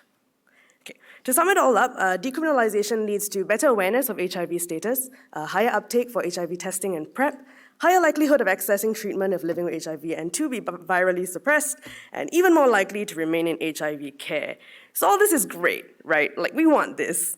So as we can see, stigma does tie very closely to whether or not we achieve our 395 targets. And of course, to achieve these targets, we kind of need a multi-pronged approach, but addressing stigma is certainly one important thing to take note of. So now that I've painted an image of what criminalization and decriminalization of homosexuality can do for stigma and health outcomes for MSM, I'd like to start looking forward. Next slide. So yes, beyond 377A, the first thing I want to talk about are the effects of repeal, the potential implications on prevention. So the quote I have here says that MSM anticipates stigma from peers, partners, family, as well as healthcare providers, and that the stigma may be related to behaviors that may warrant the use of PrEP, such as sex work and homosexual sex. So simply, anticipated stigma has a direct impact on HIV prevention strategies. Okay, next. So what we might anticipate then? So firstly, we might see an increased uptake of or greater demand of PrEP for MSM, especially for on-demand PrEP. Currently, awareness of PrEP amongst the MSM community in Singapore is quite comparable to other urban settings. And one factor that positively influences an individual's awareness of PrEP is if they're out with their sexual orientation, as they would be more likely to assimilate and pick up information from MSM-specific venues or campaigns. So the same goes for condoms and lubricant as well. Secondly, we might hope to better reach MSMs. As mentioned earlier, with less stigma or fear, self-reporting might increase, which can help with better targeting of differentiated healthcare interventions. So what we know already is that MSM have a relatively higher understanding of and awareness of HIV as compared to heterosexual men. And we can only expect this to grow, of course, not just because of the repeal of 377A, but also because we have greater access to resources about safe sexual practices and the language surrounding the articulation of these boundaries and knowledge as well. So as a result, hopefully we can reach these key populations better, and we might consider preparing for a greater number of queries or requests to links to health services related to HIV or other STIs from MSM. So community groups and healthcare spaces might want to prepare for this coming. Okay, thirdly, we might also anticipate better psychosocial outcomes for MSM, as Ms. Anthea Ong has very rightly pointed out earlier, which has been proven, of course, to reduce risky sexual behavior, such as unprotected sexual encounters, having multiple concurrent sexual partners, and substance use during sex. A 2018 local study indicated that drugs are easily accessible among MSM, with several participants suggesting that drug use is a way of coping with the perceived and experienced stigma of being a sexual minority in Singapore. So this can, of course, open the individual up to other challenges down the line, including HIV infection. So by tackling stigma against queerness, we might expect to see better psychosocial outcomes, which can lead to a reduction in risky sexual behavior for MSM who report experiencing, anticipating, or internalizing stigmatizing attitudes toward them. Next slide, please. Okay, so now moving on to the implications on testing. So I'm currently working on a project led by Dr. Ritu Jain, I don't know if she's here, whom you will hear from later today, about barriers to testing. So I won't really steal her thunder. I'll only talk about the things that are most important to my presentation. But one of the things that we noticed was how fear is a relatively large barrier to testing for MSM. So the quote that I have here illustrates this fear of being outed when he says that just by going for HIV testing, you can probably guess that, oh, this guy is probably gay. So from speaking to our participants, what we see is that a lot of this fear is actually grounded in a lack of anti-discrimination legislation or a lack of clarity surrounding their legal rights as people who have HIV or are MSM, and are MSM. So stigma's impact extends beyond the MSM community as well, as heterosexual men might also fear getting tested lest they be thought to be gay, a misconception that is also rooted, of course, in homophobia. So this is especially for spaces or locations that are MSM friendly. Next. But what we have seen in other countries is actually quite promising. I've only pulled out 2 examples for you, but as we can see in India, which repealed 377 in 2018, numbers for testing have gone up. Same for Seychelles, which repealed in 2016, numbers have also gone up. Numbers, of course, did go down because of COVID, so health services became a bit more limited in that sense, but the numbers are still continuing to go on the rise. And they've been going up globally, but from the examples that I've raised, right, there's actually a bigger jump in the couple of years just after decriminalization. So I don't know for sure if there's a direct correlation, but it seems to help facilitate testing a little bit. So we can anticipate something similar in Singapore as well, okay, with an increased uptake of testing services across the board and must be prepared accordingly. So this means having sufficient test kits, manpower for testing, frequency of testing, and counseling services as well. Next slide. Okay, so next on to the implications on treatment and care. So studies have shown that internalized stigma impedes ART adherence by compromising social support and adaptive coping. So consequently, this means that there's a poorer viral suppression among people taking ART who experience internalized stigma. Perceived stigma is also linked to poorer ART adherence due to similar reasons. Furthermore, what I want to emphasize is that this suboptimal adherence actually applies more strongly to people of racial, gender, and sexual minorities who have had prior negative experiences of medical mistrust, misogyny, racism, and queerphobia.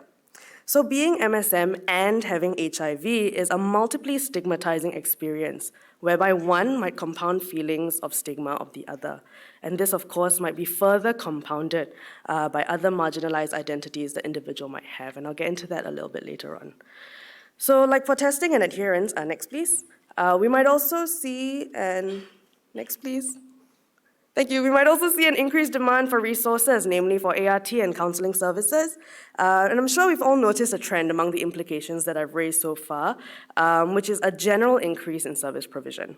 So these next steps are what we have seen in quite a number of countries, and in Singapore, we might also anticipate these things to happen, and hopefully we can be prepared to meet these needs. So with the repeal of 377A, hopefully what we'll see will be kind of like a domino effect, whereby this decriminalization will lead to lesser stigma due to homophobia being partially less embedded in legislation. And this clearer assurance that punitive measures will not be enforced might help to quell some fears of persecution and might encourage help-seeking behaviors for MSM.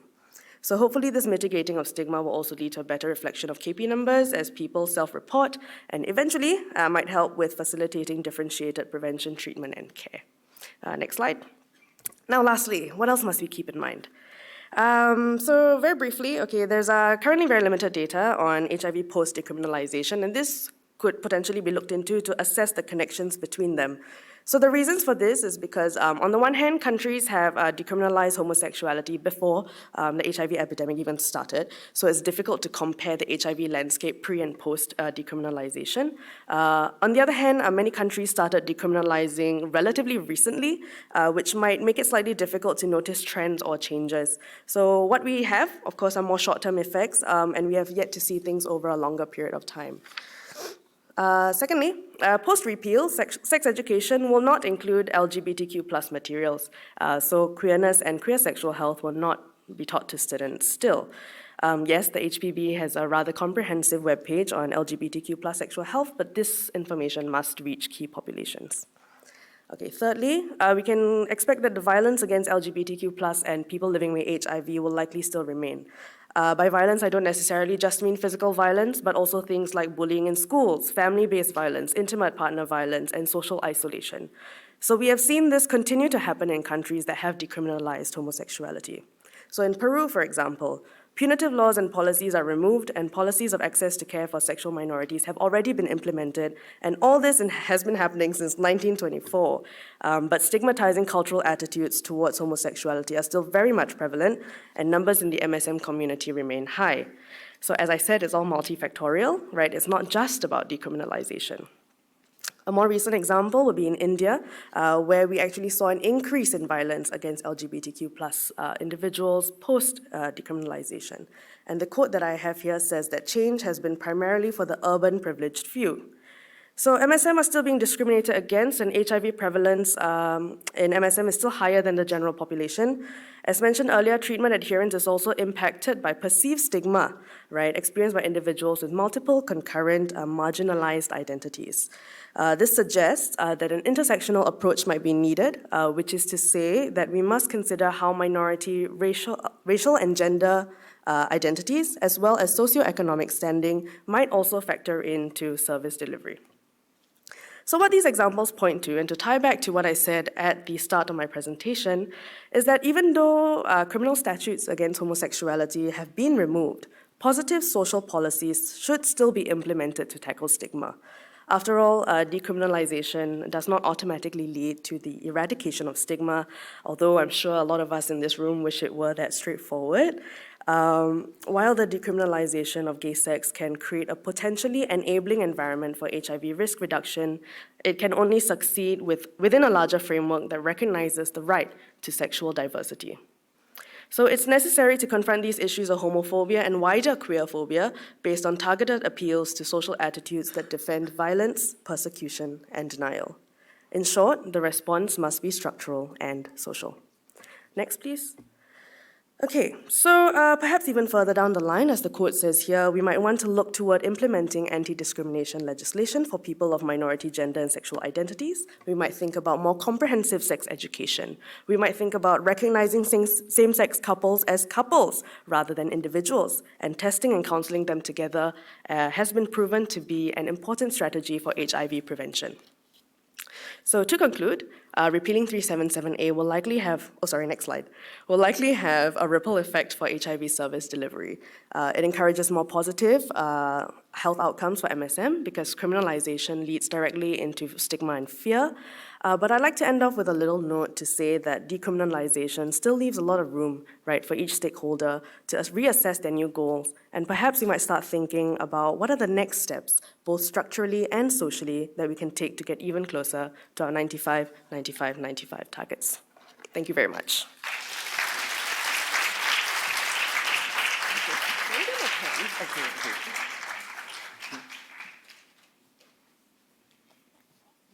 Thank you, speakers. Could I now invite the session moderator, Dr. Rayner Tan, and the speakers back up on stage for the Q&A session.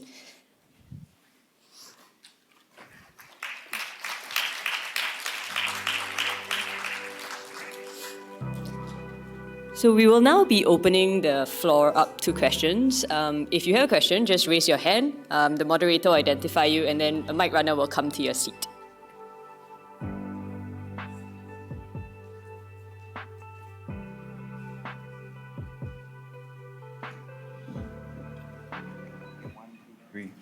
Testing 1, 2. All right. So I think how we can do this is you could raise your hand, and we've got someone with a mic who can come to you with the mic if you have any questions. But thanks everyone. Thanks to our speakers for wonderful presentations. I also wanted to add that Sophia was elected or selected as a young leader at the last AIDS conference. The International AIDS Conference, so it's for those below 26 who show promise and leadership in HIV and AIDS. Maybe, okay, a round of applause for Sophia. Maybe I'll kick off with a question because I know we take some time to warm up. And one thing that I wanted to maybe focus on is, a lot of our discussion today centers on decriminalization and addressing stigma towards key populations. I also wonder because for Singapore we have like a 50-50 split between for incident HIV infections, we've got men who have sex with men. We also have heterosexual men. And my question would be, would decriminalization, we're addressing stigma for key populations, also kind of feed into the general improvement of the HIV response for everyone as well. And maybe for Jules, thinking about decriminalizing sex work, does that have an impact on maybe for men who are clients of female sex workers or clients of sex workers in general? For Daniel, Sophia, decriminalization of HIV of men who have sex with men. Would that also have an impact somehow, on like the general HIV response? So I want to open it up for any of you to answer first. Yeah, look, I think it definitely does have an impact because it's something that benefits not just sex workers but the general population. And I think, it was a statement of like putting the last mile first, about the importance of addressing the most marginalised communities as well, because we know that last 10, the last 10, the kind of the harder to reach populations is going to make reaching those targets really difficult. I think it was interesting looking at your presentation when you were talking about like the, what we can expect and the evidence. We know that criminalisation of HIV, like we saw it when there was a high-profile case in Australia of a trans sex worker, and it was in the media. And literally in that week, the testing numbers in the local clinic just dived because the laws kind of send a message saying, well, you're better off not knowing your HIV status because, it's around knowingly transmitting, right? So you're better off not to know your HIV status, then you can't be criminalised for not disclosing. So I think that a lot of the times these laws don't make sense. And I think similarly in your presentation when you're talking about the low risk, it's not low risk. We all know that there's no risk. Undetectable is untransmissible, but yet I think that the laws have not caught up with the science. But we know that this is, and even though we know that it's the first step, it's an essential first step in addressing HIV, and we're not really going to get to the end of that unless we do address that. Thanks so much, Jules. Sophia, how are you? Right. Thank you. Okay, so I'm just thinking, it doesn't really appear that, repealing 377A might impact the cisgender heterosexual men population because it's specifically about MSM, right, men who have sex with men. But what we have to understand is that with keeping this sort of like discriminatory laws or legislation in place, we're actually keeping ideas of homophobia in place as well, right? So as I mentioned earlier, I think by repealing, legislation that enforces that, what you're trying to contribute to, or at least what we can expect to see or hope to see, maybe, would be a lessening of stigma as well. And we see this with like the feminist movement as well, right? It doesn't just impact who we're talking about, it impacts everybody as well. So when we're doing our project, right, we spoke to some heterosexual men who actually did not want to get tested because they didn't want to be seen as gay. Like they were afraid to walk into AFA or DSC just because they're like, oh, if I walk in here, people will think I'm gay.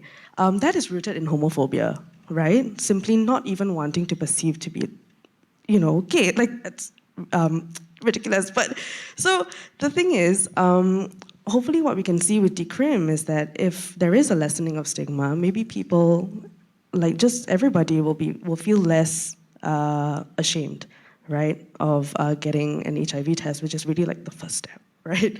So so that's on our side here. So I guess what we can work towards would be kind of like to decouple being MSM and HIV, which is, we're almost 50 years after it started, and then we still have these misconceptions about it. It's still very much prevalent. I think that is probably what we need to start thinking about next. Yeah. Thanks, Sophia. Yeah, I just want to add on to also what Sophia is saying. The thing about stigma is that, so I'm a mental health clinician, right? And the thing about stigma is that it extends across so many key populations, and it doesn't always impact the people that are directly impacted, but also other populations as well. So I think another example would be, we saw the article during the presentation, we saw an article recently of somebody who was charged with Section 23. And if you imagine how a person who's reading the news would feel, right? Do I really want to know my HIV status? Or, oh, so that's what people with HIV, living with HIV, that's what they do, right? How does that feed into the stigma, and how does it then impact other people who may actually want to get tested, but they fear, therefore, being labeled and being bunched into this category of malicious actors in that sense. Yeah, so yeah, I think it has an effect. All right, thank you so much, everyone. Maybe, okay, Dr. Tamaya, we've got a mic.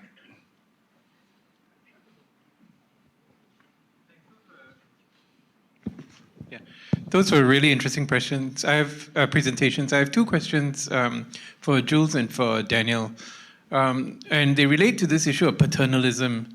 The whole idea of mandating condom use is perceived in some areas as protecting the sex worker from clients who refuse to use condoms. But it's interesting to hear your perspective that it's the other way around. But do you think that's applicable even in settings where like in Singapore, where the sex workers are mostly low-income, marginalized individuals from countries around the region who may not have the same kind of power or agency or negotiating capability as somebody in Australia? And the question for Daniel is related also to this, is it Section 23, where, in order for a prosecution to occur, somebody has to raise a complaint. So the perception is that this is a relationship gone bad. So you broke up with this guy and then he just complains against you.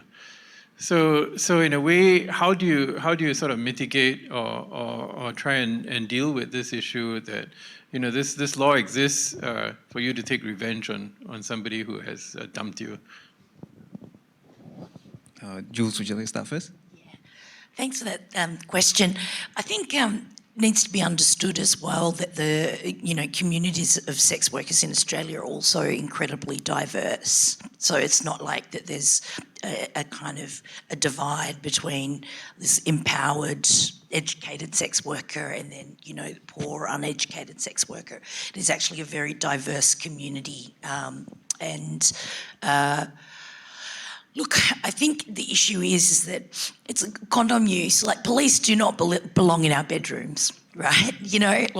This is the issue, and the way that it was enforced, I think it might be thought of in the best of intentions to protect the sex worker, but how it actually played out was it was used to arrest and fine sex workers. And, so you'd have police pretending to be clients, entrapping sex workers. So they might bring somebody who's maybe English as a second language and then just asking for unprotected services, and the sex worker might agree on the phone just to get them in and then, deal with it at the time. But that's enough for that person to then get arrested and all their money taken as a proceed of crime. So it doesn't actually, in fact, protect the sex worker. However, in states where we don't have the mandatory condom use provisions in place, we still have really incredibly high rates of condom use and high rates of testing. And it just means that we don't also have sex workers being entrapped, tricked and harassed by the police, which is what we're trying to avoid. Thanks. Thanks, Jules. Daniel. Thank you for that question. I think when you pointed out the idea that sometimes people use that law because they broke up with somebody and then get revenge on that. It sounds, I heard a few chuckles from the audience. It sounds quite funny, but actually for the people living with HIV, this is a fear that they have, which is, from something that's personal, am I gonna then be penalized by the law with this threat? And for many of the individuals, this is a very real and lived experience. So I think in my discussions with Daryl, we were talking about how actually this law is kind of blunt, isn't it?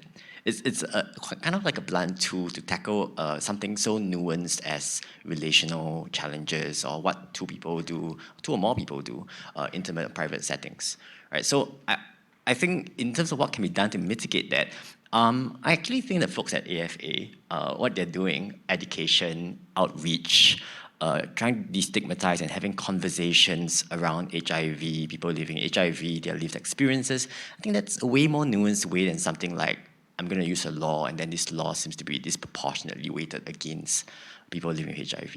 So I think that's a much better way to go. Yeah. Thanks so much, Daniel. Okay, so we've got 5 more minutes. We've got time for, we've got one question up there. I think we've got time for one question. While the microphone is going there, I'm also going to add on to Daniel's point that because there's also section 23(2), which applies to people who are not living in HIV. So you can also complain against someone who is not living in HIV for not telling them that they are at risk of HIV as well. Oh, hi, hello. I'm just trying to think how to phrase this, how I want to say it, but stigma, yeah, it's so significant and so important. And it sucks. And everyone has to deal with it in different ways. Is this, anybody here, does anyone have any, what are the most effective ways to get through to people in order to challenge that stigma?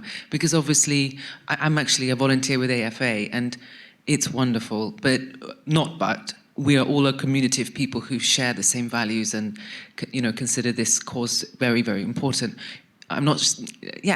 We all agree. How do we get through to people effectively to really smash that stigma? Like, how else can we do it? Like, to, a really social level, like, how do we, does anyone know? Okay, I'm going to hold that thought really quickly. Because I know actually we do have a little bit more time. So can we extend it to like 11:20 just for, I know we started a bit late, if that's okay. Okay, then we can go one round first. I was going to collate questions and go for one last round. Okay, so please can go ahead. From your different perspectives, like how do you tackle stigma? That's a wonderful question. So this is something that, because chances are when you speak with people with the same values and it almost sounds like you're speaking in an echo chamber, right? How do you extend to reach out? In fact, I think many people in the audience today may also share very similar values towards HIV. So how can we speak to them? I think at least for how I feel, that one of the most important things is to being willing to have that kind of dialogue, being open to having that dialogue. But saying that the very big caveat, because quite likely, or many times when we want to have this kind of dialogue, we may not be necessarily met with the same kind of willingness and openness. So being really aware of that. And I guess also holding on to the hope that change takes time. It's tiring.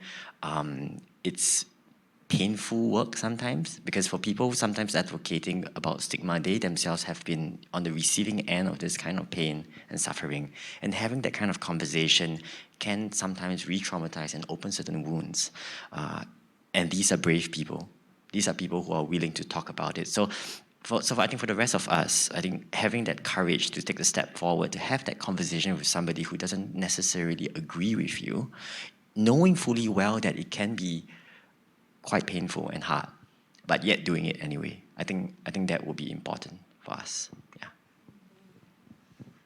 Yeah, absolutely agree with that, because I think it's important that we all of us take responsibility for challenging stigma and challenging discrimination and calling that out, and not leaving that responsibility on the person living with HIV or the trans person or the sex worker or the drug user. Like, calling it out as unacceptable and challenging it and not just letting it pass, I think is really important.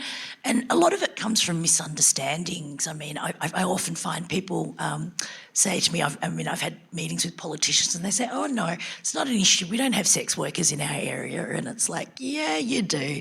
You know, or people might say, oh, I've never met a sex worker or a person living with HIV before. And it's like, yeah, you probably have. It's just that they probably haven't said anything because the expected stigma and discrimination. So sometimes it is risky for the people that are living with HIV and for sex workers and for other key populations to speak out and challenge it, because they are having to manage that and navigate that daily. That's where it's really important to have strong allies that are willing to speak up and to take that on and to call it out. And then, you know, hopefully, like, step by step, you know, challenge by challenge, we're actually creating a culture that says this is unacceptable. Stigma against key populations is unacceptable. Thanks, Jules. Yeah, so I fully agree. I think I think a lot of stigma can be helped or at least mitigated by education, right? By knowledge and all that. But I would like to say as well that there's a lot of emotional labor, I think, being from a marginalized community, to have to always step up and to have to always educate and to have to always just speak to people. It's very, very tiring. So I think I really like the point that you raised about allies, because allies are extremely important in making sure that this emotional labor, or at least this work, is kind of spread out quite nicely amongst different people, so we can all shoulder a little bit of that. I guess the issue again would be the echo chamber situation, right? We tend to talk to people who are very much like us or tend to have similar points of view. I guess really stepping out there, but also really working on the ground. I think I have a lot. So I come from like an academic sort of setting. The thing is, a lot of us like to be bound up in theory, and we like to read books, and we just like to talk to each other. But nobody really works on the ground, and it's quite frustrating, you know. So I think this kind of thing came up quite a bit during the National Day rally with the first indication that we want to repeal 377A. We had all these people come up and say, oh, but what about this, and what about this, and what about this? And it's like, maybe if you just volunteered, maybe if you just spoke to people who are on the ground, you know? So it's stepping out of your comfort zone as well. And I think a lot of us here in this room just being open to the conversation that we're having and will continue to have throughout the day is a nice first step for that already. Yeah, so go home and talk to your friends about it, your family about it, your grandfather, grandmother also. I think I just want to jump in on that point, right? Because I'm thinking of stigma also, like for example, for mental health stigma. When I work with my clients and their couple, the partners or caregivers, I find that one is really helpful is trying to find a kind of common ground, to find some kind of connecting point that we can start that topic about. And that's really important, because when we immediately start from the whole, like, you shouldn't do this and you shouldn't do that, what you do is we end up pushing people away from having this conversation. And what is then helpful instead is to kind of get the common ground and to start the conversation. Yeah. Thanks so much. Really wonderful responses. Okay, so I would say that we have time for one last question. If anyone has any other... Okay, we've got one question from the back.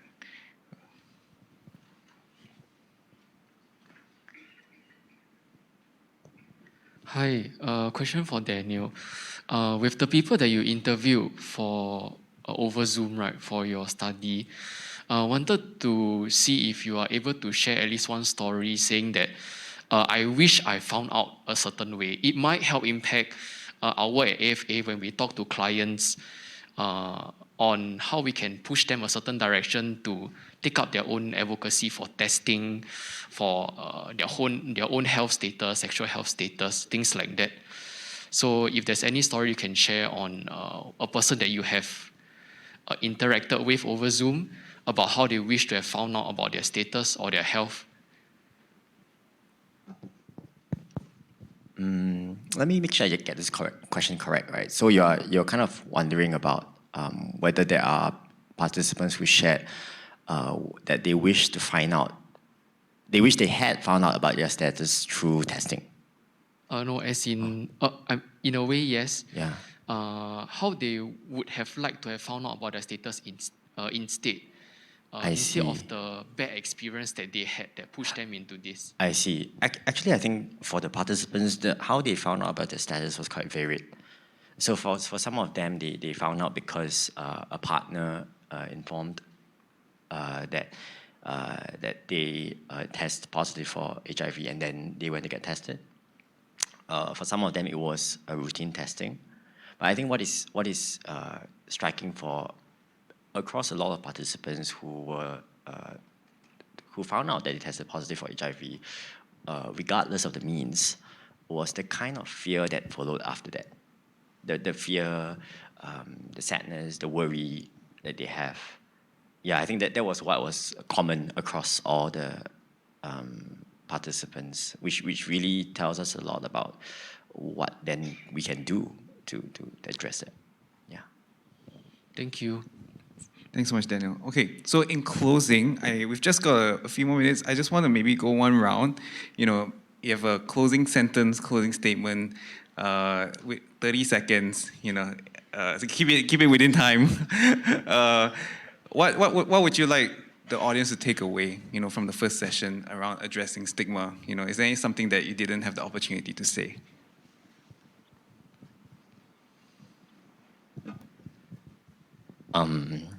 So during the presentation, we left the quotes on screen because we wanted to center their experiences. And I think I'll use that 30 seconds to do that as well. This is one of the quotes that really struck out for me, for the participants living with HIV, which is they just want to be like everyone else. That's it. Yeah, I think that there's what I spoke about was the kind of the bigger change-making work we've been working on for decades and that has kind of progressed in recent years.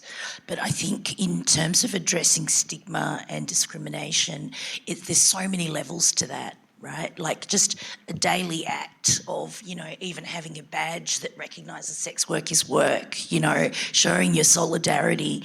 I mean, that it is also equally significant, like it's all these things kind of affect positive change. It is the law reform work is critical and it can't succeed without the leadership of key populations, because a lot of the times I think with the best of intentions sometimes there can be laws that don't really reflect the reality of the lived experiences of key populations or the needs of key populations, and don't respond and may have unintended negative consequences. That's why it's so critical for that to be that communications, but we can't do it alone. It's important. Those partnerships are critical and critical to the success of the HIV response in general, but also in tackling in the advocacy work that we do. Thanks. Thanks, Jules. Over to you, Sophia. Okay, I think very simply what I want to say is that I think the response to address stigma must be both structural and social, but at the very center of it, I think we must always keep people. Right, so people-centeredness is a thing we want to take home from today, lah. All right, thank you so much to our speakers. Can we have a round of applause for our speakers today? All right, so I'll hand the time back to Fikri, who will be introducing us to the next session.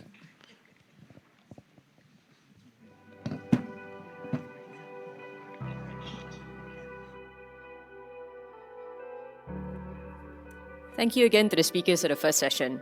Our next session will be on engaging and empowering key populations to meet the first 95. I would now like to invite one of the session co-moderators, Ms. Sumita Banerjee, Executive Director of Action for AIDS Singapore, to introduce the speakers and start the session.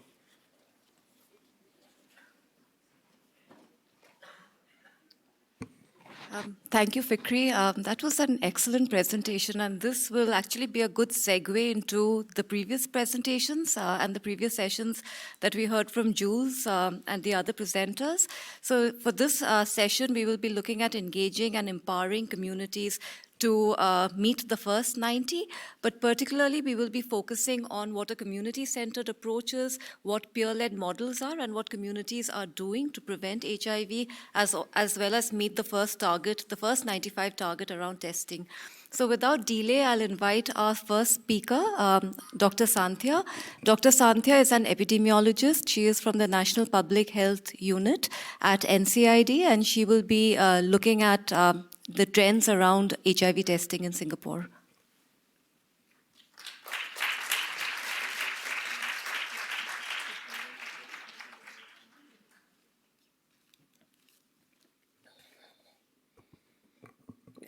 Hi, good morning, everyone. This morning I'll actually be sharing, you can show my first slide. Yeah, a bit on some analysis that we have done on a late-stage diagnosis in HIV and how that will actually impact the first 90 or the first 95 that we're working towards for 2025. So next slide. For some background, at global level, and I'm looking at the data as of 2020 to compare with the local data that I have in the next slide, which is also up to 2020. Globally, the 90-90-90 targets were actually missed marginally as of 2020. For the first 90, we fell short by about 6%. For the second 90, we fell short by about 3%. But we were on track for the third target of people on ART being virally suppressed. For the updated figures as of 2021, this will actually be shared later in the afternoon by Dr. Zubaida from MOH. As we all already know, UNAIDS has since adopted a new global goal of 95, 95, 95 for all three targets by 2025. Next slide, please. Yeah. So in the analysis of the 2020 data, locally, we also have about 83% of people living with HIV diagnosed. This is similar to the global proportions. And as for the second and third targets, we were at 94.4 and 95% respectively. So we've actually achieved the current goals for these two targets, and then we're well on the way to meeting the new targets in 2025. Next slide, please. Yeah. Again, I won't say too much on this slide, as this will be touched on more later in the afternoon, but I just want to highlight that while we have made progress in the first target of having a larger proportion of people living with HIV formally diagnosed over the years, improvements have been marginal, especially in the recent years. Progress has been slowing down rather than accelerating, and more improvements are definitely needed in this area. Next slide, please. So that was actually the background for the analysis that we did. And when looking at improving the proportion of people living with HIV diagnosed, one of the key areas to focus on would be to reduce late-stage diagnosis. So our analysis aimed to identify significant factors and target groups for study and interventions. The data that we looked at was from the National HIV Registry, and it included data from 1985 to September this year. We did analysis using logistic regression with bivariate and multivariate models, and the multivariate model was actually adjusted for factors such as year of diagnosis, age at diagnosis, gender, marital status, ethnic group, occupation, employment status, education level, and transmission mode or transmission group. This analysis done is actually similar to a previously published analysis. It was published in the Annals of Academic Medicine Singapore in 2012, and that actually included data up to 2009.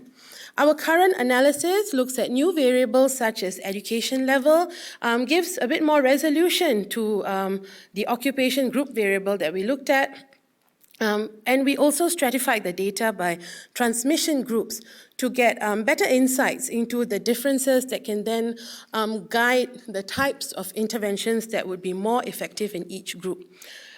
We tested for significant interactions between transmission mode, and other interactions were tested with P less than 0.1 as significant. And we did some additional analysis separately on the pathways to diagnosis. Next slide, please.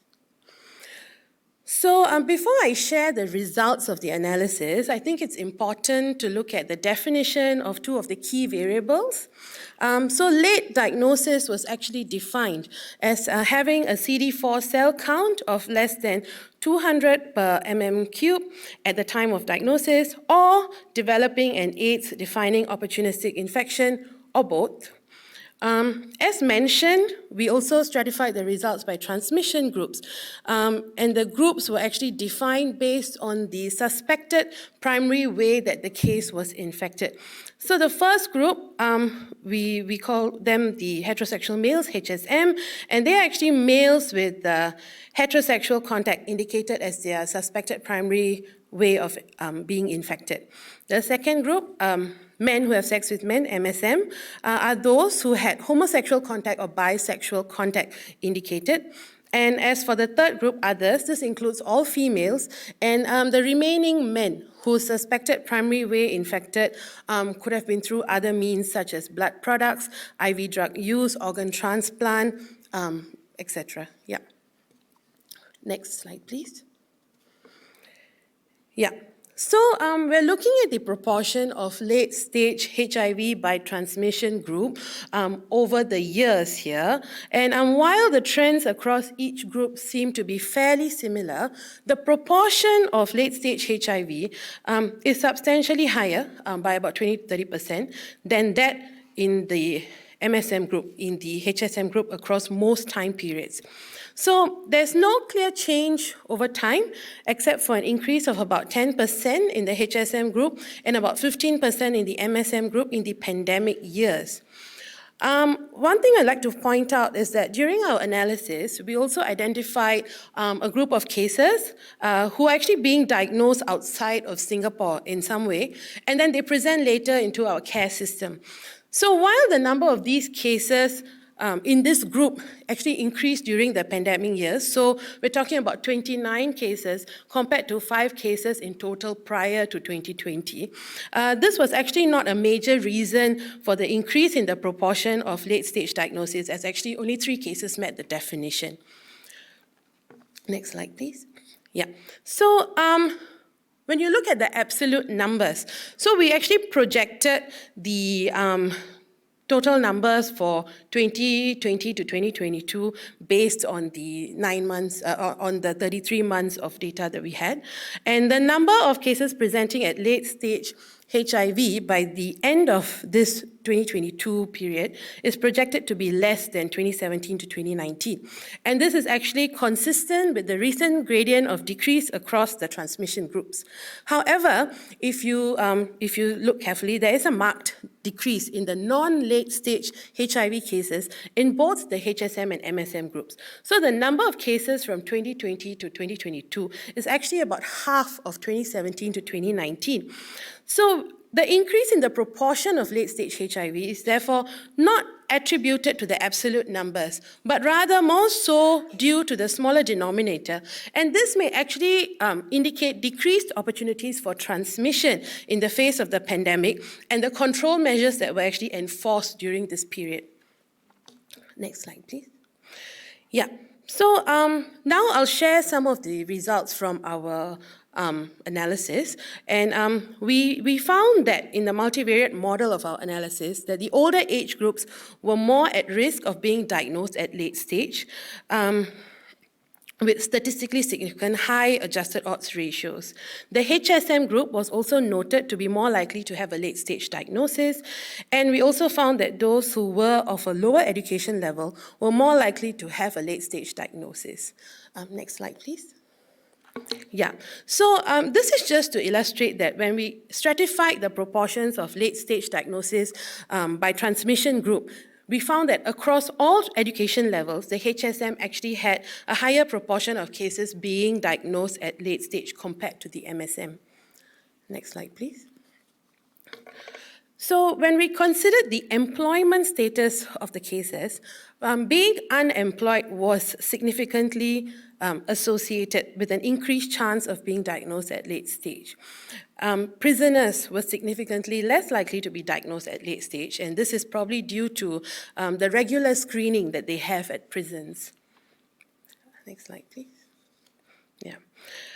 Again, when we stratified the proportions of late-stage diagnosis by transmission group for the occupation groups, we found that across all occupation groups, the HSM had a higher proportion of cases being diagnosed at late stage compared to the MSM. Of these, the two occupation groups with the highest proportion of late-stage HIV amongst HSM were actually the laborers and the assembly workers and production craftsmen, so mainly the blue-collar workers. The services and sales group and clerical groups are the next highest in terms of proportion. Next slide, please. So from our multivariate model, we also saw that the laborers group, the group of assembly workers and production craftsmen, and the clerical group had statistically significant higher odds of being diagnosed at late-stage HIV. Next slide, please. So looking at the transmission groups as a whole, we can actually see that the occupation groups identified in the previous slide do form a higher proportion in the HSM than in the MSM. So 16.1% of the HSM are laborers compared to a 2.8% of the MSM group. 17.9% of the HSM are actually assembly workers or production craftsmen compared to 2.5% in the MSM group. We see that approximately a quarter of each group had actually indicated others or did not indicate anything under last occupation. But when we actually looked at this group of others or unknown occupation, in the HSM group, more than half were actually unemployed in terms of employment status compared to only 22% of the MSM. And amongst the MSM, they actually had a higher proportion of NS men, SAF personnel, and students. So this is actually more indicative of the generally younger demographic in the MSM group. Yeah. Next slide, please. So as I mentioned earlier, we did a separate analysis for the pathways to diagnosis in both the HSM and MSM groups.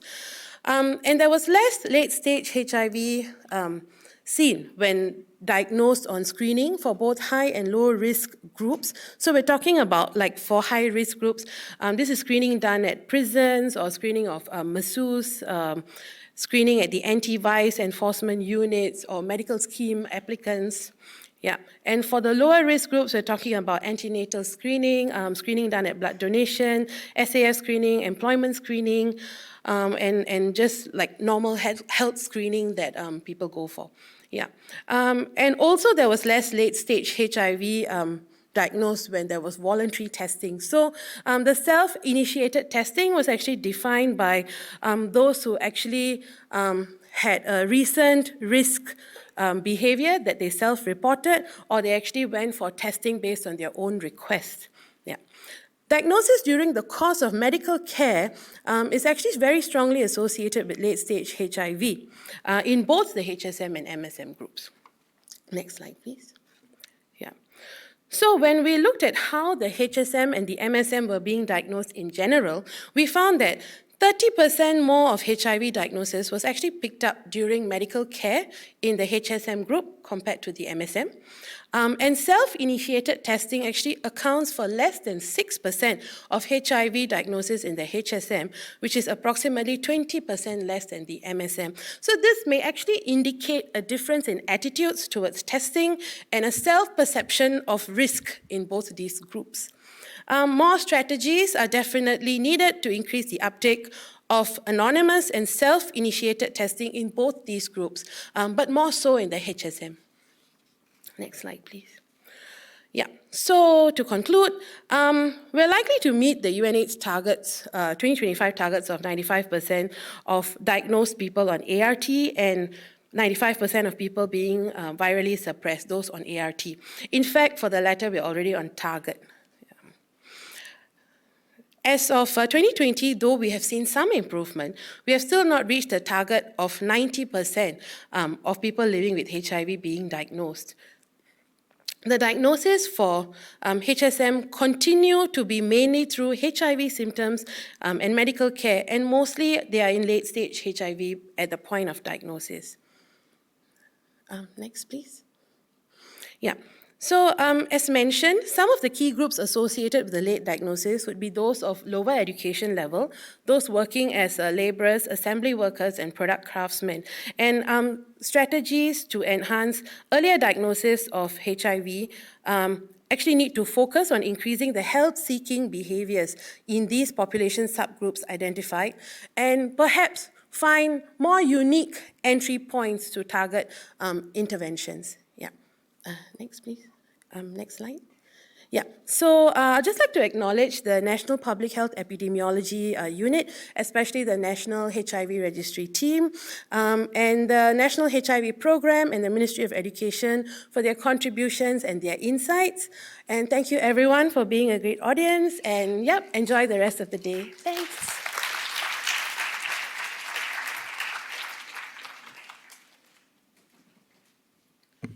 Thank you, Anthea, for your presentation.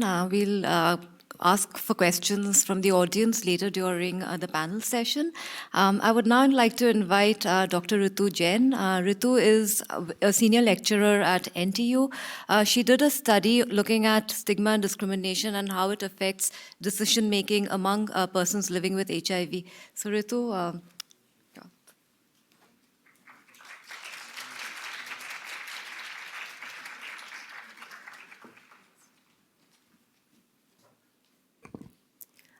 good afternoon, good morning actually. Thank you so much for having me. Really an honor to be here.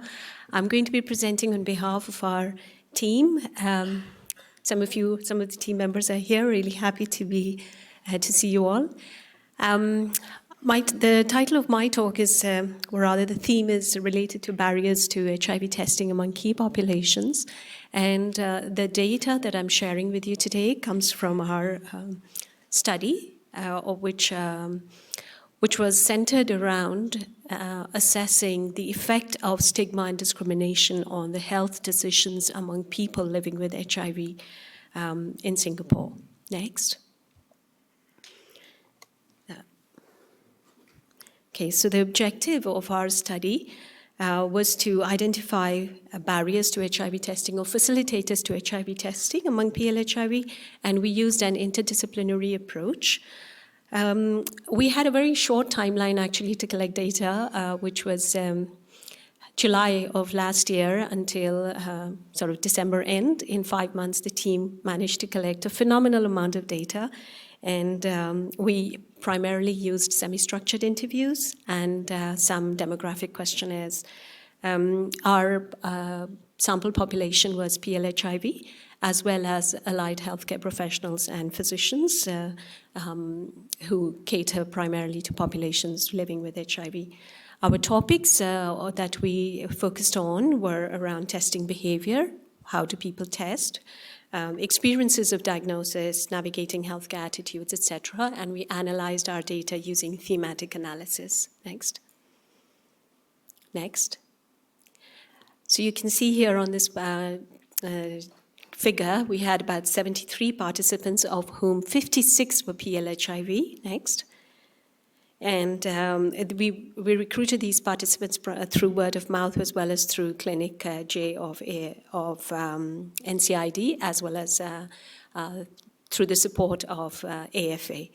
And the average age and education of our participants is very interesting for me to point out to you, and this will relate to some of the data we share later. The average age of the MSM participants was about 38.8 years, and the average education was primarily, most of them were degree holders. In contrast, the HSM population, you'll see, was of an average age of 55 plus years, and in fact, 14 participants, HSM participants, had primary school or lower education, and 18 of them claimed to have about secondary school. So total primary and secondary were about 18. So much lower education and higher age profile amongst the HSM compared to the MSM.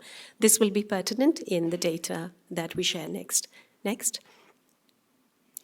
So when we started analyzing our data about why were people testing, or why were PLHIV testing or not testing regularly, we categorized our participants initially by their CD4 count. So we categorized them as early or late presenters, and then we looked at their responses to assess what were the facilitators or barriers to testing.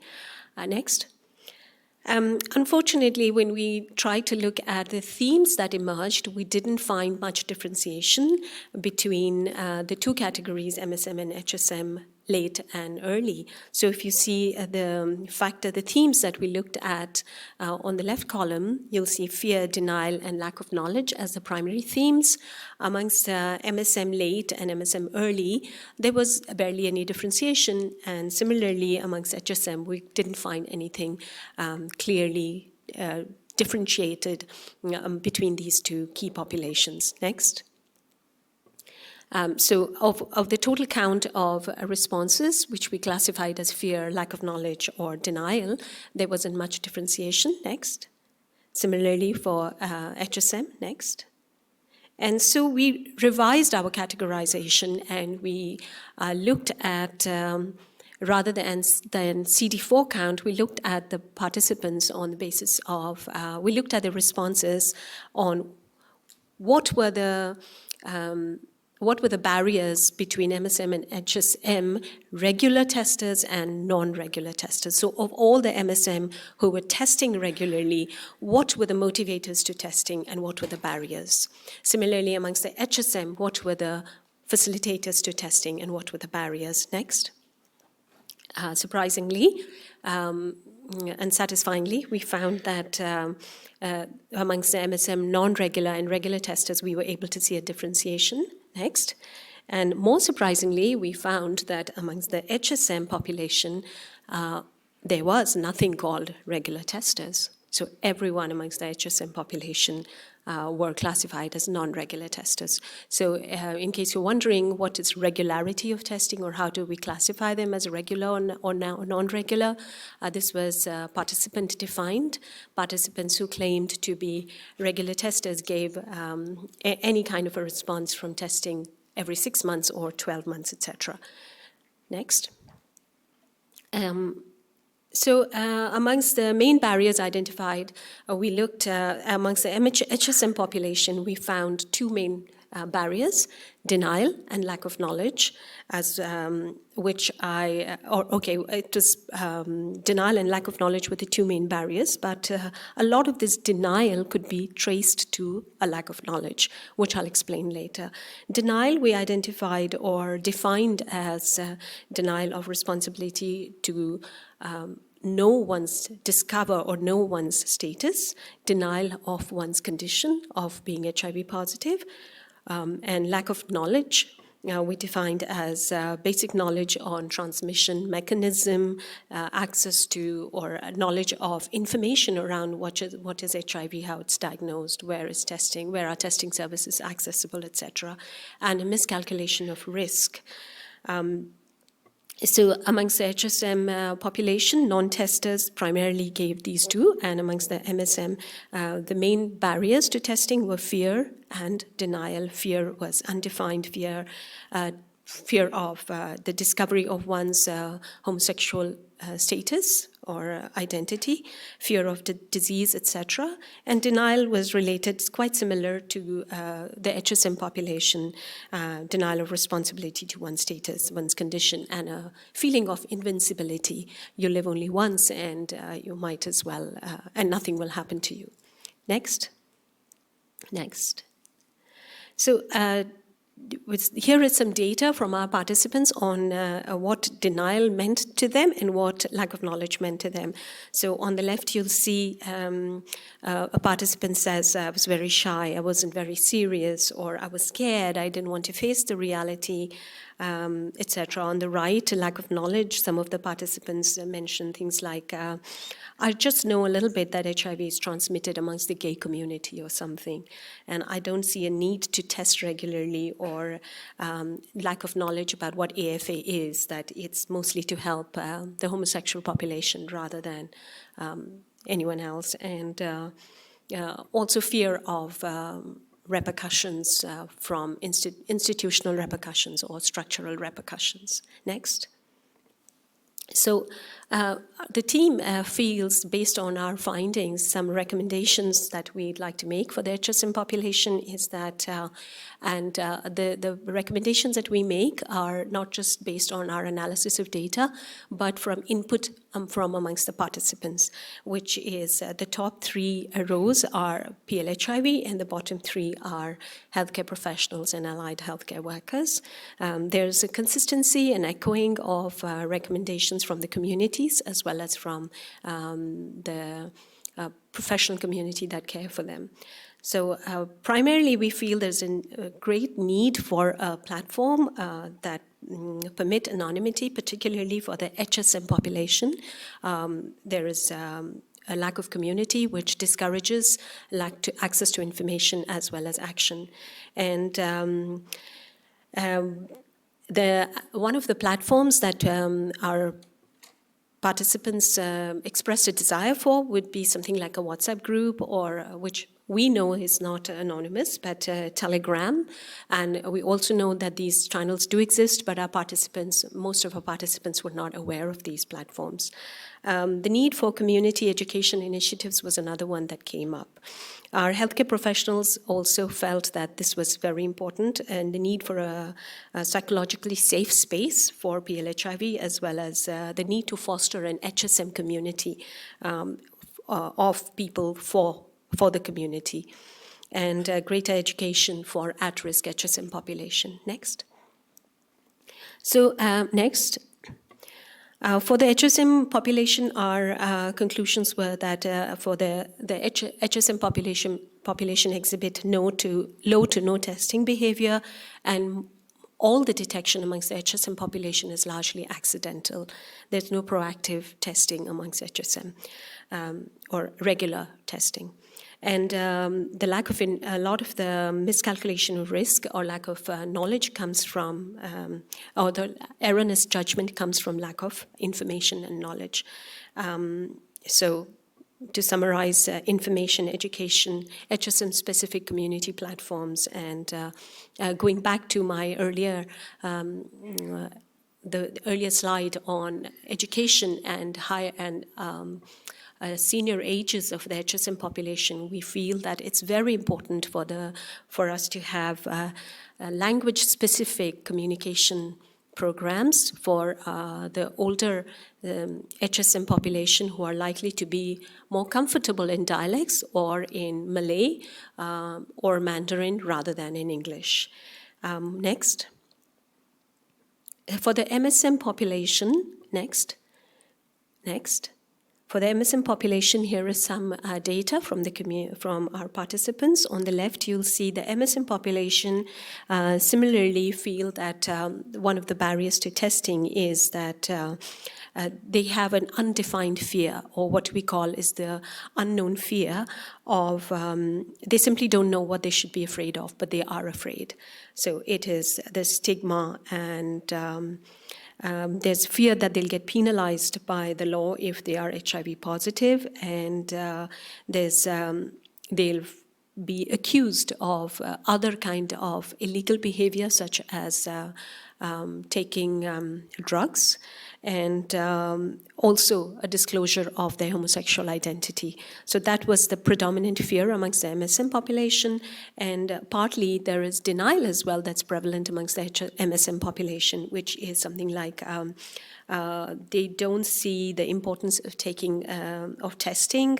There is this recklessness or sort of you live only once attitude, so live well and we'll deal with the repercussions later. An ostrich mentality where, ignorance is bliss, and some kind of taking life as a gamble that, you wouldn't be the lucky one. Lucky, of course, in ironic terms. Next. So we conclude that for the MSM population, they are aware that HIV testing resources are available, accessible, mostly affordable, but they are not using them. And there is a denial that's prevalent, particularly amongst the younger MSM population, and fear of unclear legal protection. They're not sure about their legal rights. If they test positive, will they be arrested? Will they lose their jobs? Will they lose their health insurance? Will their families find out? These are a lot of the unknown fears that they live with, and these pose significant barriers to testing.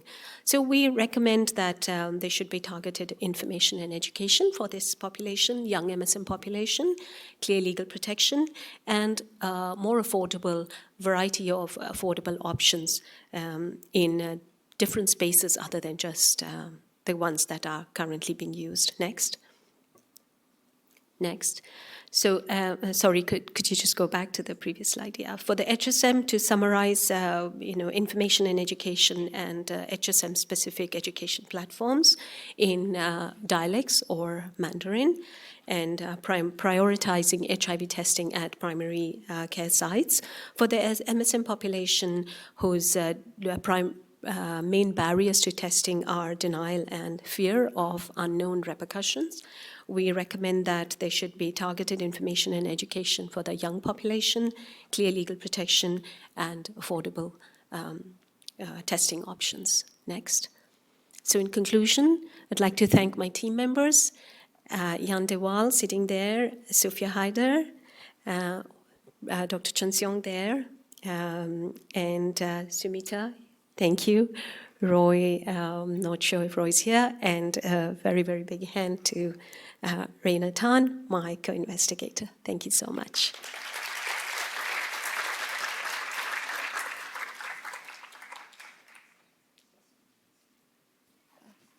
Thank you, Ritu, for your insightful presentation. I think we will hear some of the responses to some of the recommendations that you provided as part of the research in the next two presentations. So our next speaker is Mr. Kronos Kwok. He's the Assistant Director of the MSM Outreach Program, focusing on prevention and testing. He also oversees the running of the anonymous testing site. So, Kronos.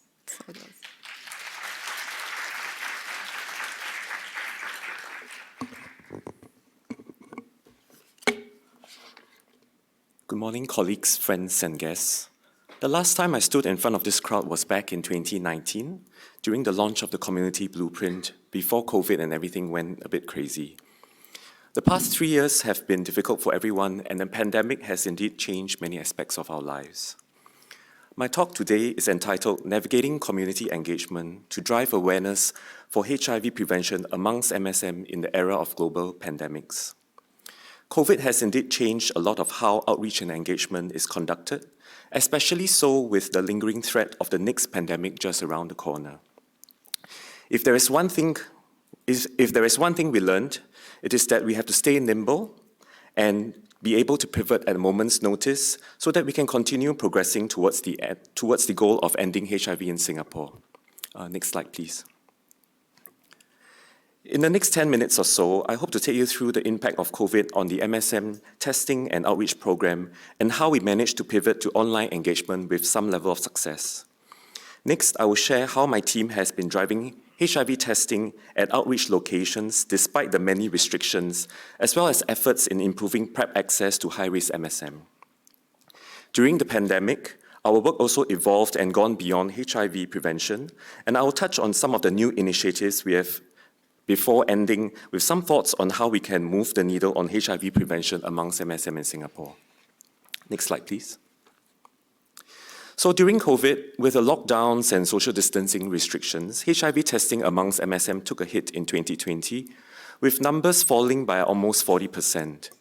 The good news is we managed to rebound back in 2021, with even some of the restrictions still in place, and got back to almost pre-COVID numbers. For 2022, we are back on track to hit close to last year's numbers. Next slide, please. Condom distribution also similarly saw a drop in 2020 and took slightly longer to rebound, but we are glad to report that for this year, we have exceeded the numbers pre-COVID, perhaps an indication that levels of sexual activity have returned to where it was and more. Perhaps one of the most affected areas of our outreach work has to be events at entertainment establishments and club shows. With the nightlife industry effectively shut down for over 2 years, we were not able to hold any club shows and essentially lost one of our major outreach platforms. Next slide, please. However, this spurred us to look at pivoting our outreach efforts to the online space, and we increased development of online content and started to build up followers on Gay Health's social media accounts. Next slide, please. So being cognizant that our own reach is somewhat limited, we collaborated with other social media platforms to engage new audiences. Next slide, please. During the pandemic, we launched an online campaign called Queen Size Kiki, which was anchored by several local drag personalities. Through them, we explored new platforms of engaging our audience like IG Live. Next slide, please. Our face-to-face workshops were also replaced by webinars. Next slide, please. And we even developed a sex advisory, which gained quite a bit of traction online, as it was customized for MSM in light of the COVID pandemic. Next slide, please. So as you can see, we have been able to build a healthy level of reach and engagement on our platforms, and we are happy to report that 2022 numbers are on track to meet and perhaps exceed those last year. Next slide, please. When we saw a drop in HIV testing numbers at our anonymous test sites in 2020, we knew that we had to do something to try and bring the numbers back.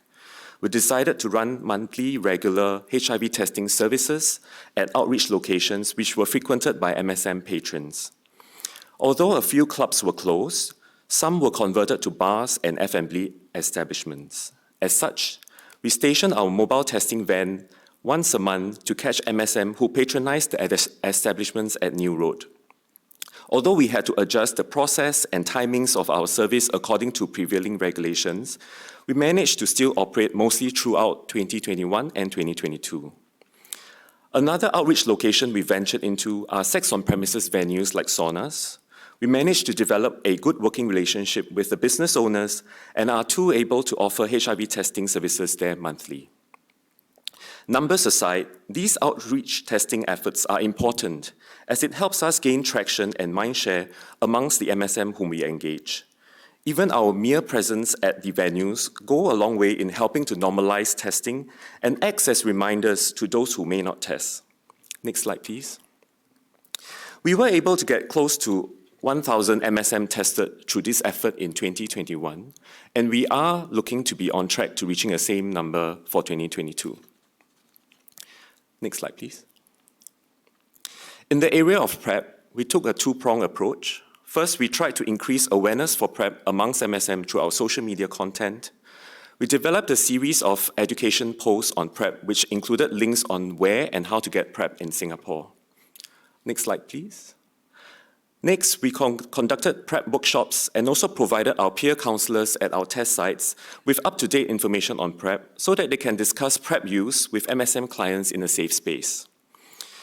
We are also currently collaborating on 2 studies to assess the acceptability and feasibility of PrEP use among young MSM and hope to share our findings the next time we meet.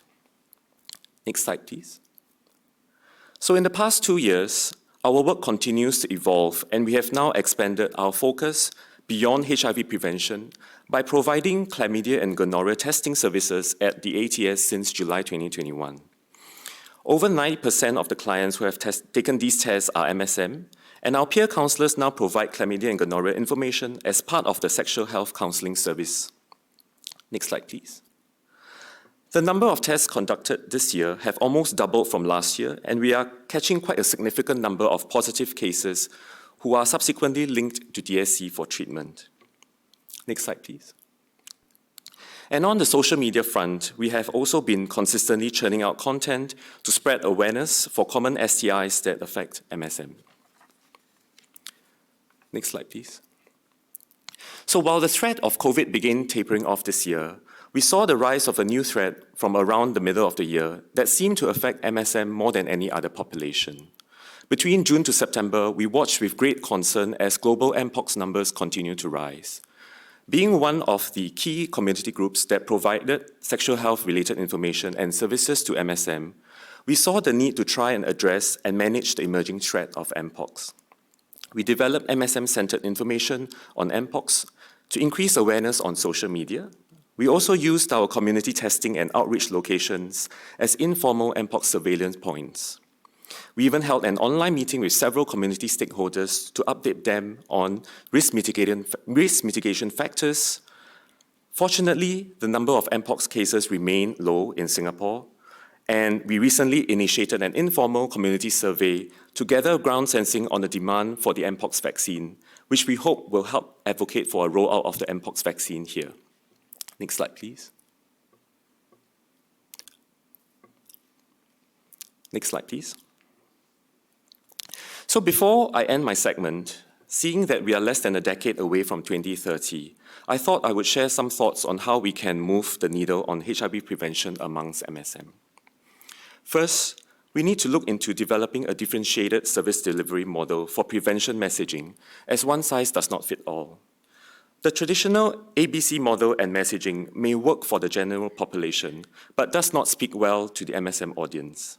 In fact, an overemphasis on abstinence and faithfulness may indirectly reinforce existing stigmas MSM face and result in reduced voluntary testing. We also need to start adopting a more sex-positive narrative towards safer sex practices. Fundamentally, sex and intimacy are meant to be enjoyed. Using fear as a tool to draw attention to prevention seems counterintuitive. We need to move away from focusing on risk, which can lead to feelings of guilt and shame.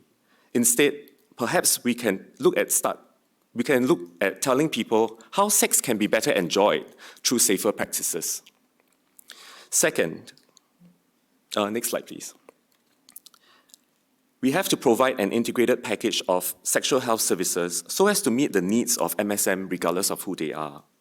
Since PrEP has proven to work and has contributed significantly to reducing new HIV infections in many cities around the world, we must continue to focus on providing PrEP access and make it easier and more affordable here.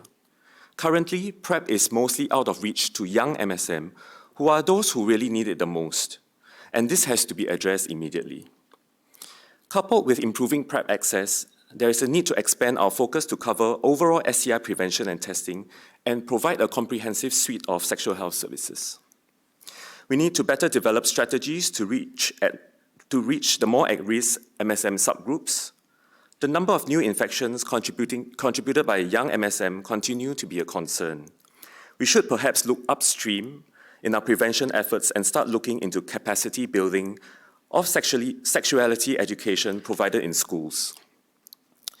Sexual health must also be better integrated with physical and mental health so that we can have a more comprehensive picture of a person's overall well-being. MSM who participate in chemsex are more vulnerable and most at risk. We have to be ready to talk about substance use and improve education efforts.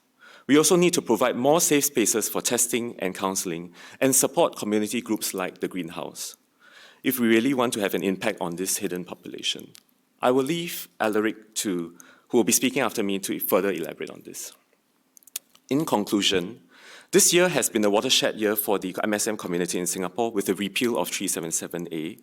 Personally, I'm optimistic that this move will contribute towards making our work in HIV prevention a little easier and hopefully move us closer to our goal of ending HIV in Singapore by 2030. With this, I thank you.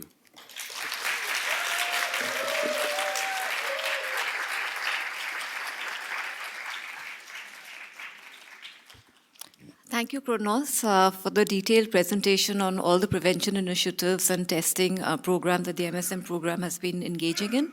I would now like to invite Mr. Terry Lim. He is the Associate Director for Action for AIDS Prevention and Outreach Program, specifically focusing on heterosexual males. Terry?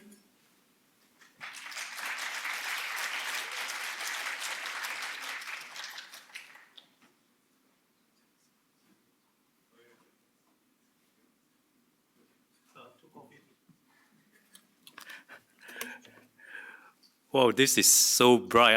I'm so used to work in the dark. Okay, I try my best. Okay, I saw some figure just now. Very lucky that the figure kind of in line, but the heterosexual behavior, I kind of have some say on it, maybe on the later part, on the sharing part. Okay, the title of my slide, where are you? Actually, until now, I'm still searching for them. High-risk heterosexual, hidden population. What else? They say hidden population, hard-to-reach target audience. I thought I have to work in Pulau Ubin, all these people staying in cave or what. I mean, this time, this age, I think we should be able to reach them. Okay, next slide. Number of heterosexual tested positive over the years. The important year, 2010, I joined AFA. The number started to drop and drop and drop and drop. I wonder why. Cannot be that shameless. Okay, sexual health education. Whose job is it? AFA alone? Can I take full credit for this? I think sexual health education is started from home. At home, I think parents should start from home. Teach sexual health. Compared to my time, there's no 7-Eleven. I have 8 siblings. Can I ask my father about condom use? No way. Okay? Next, student in school. I think it's a job of teacher to teach sexual health. And I believe it's working. Teenage pregnancy, teenage abortion dropped by more than 70% from 1,003 to 300. Somebody must be doing some job there. On condom use. Sexuality, I don't know, but on condom use, definitely. So for those who missed number 1, number 2, we need number 3. They got no sexual health education at home, in school. So now we have people like AFA, SSO, and do you who take trains today? Who came here by train? Do you see the HIV big poster, 2161, all over MRT? You saw that? Okay, for those who miss all this education, you have AFA and a lot of our working partners here, you know where you are, to reach out to all these people. They got zero sexual health education. So we have to actually look for them, upgrade their, like handphone and computer, you have to keep on upgrade. Whose job is that to upgrade their HIV knowledge? Somebody. Last but not least, I think the best teacher of the world, Google. Right? My time, nothing. Now you can just Google, I want to have sex tonight. What should I do? You have everything there. So we must make sure that correct information must be up there for people to search. Okay, next. This is the HIV infections of, I can't really see, Oh, okay. All the different, heterosexual, MSM. Okay, next. This is mainly to share with you, I think they have already shared. Late stage among heterosexual is always on the high. Okay, why? I think like what I say, you got no sexual health education at all. And then I believe, because our work started 2010, so this is all not my problem, no? This they get infected like before our work. So hopefully, AFA we started like a heterosexual program, 10 years.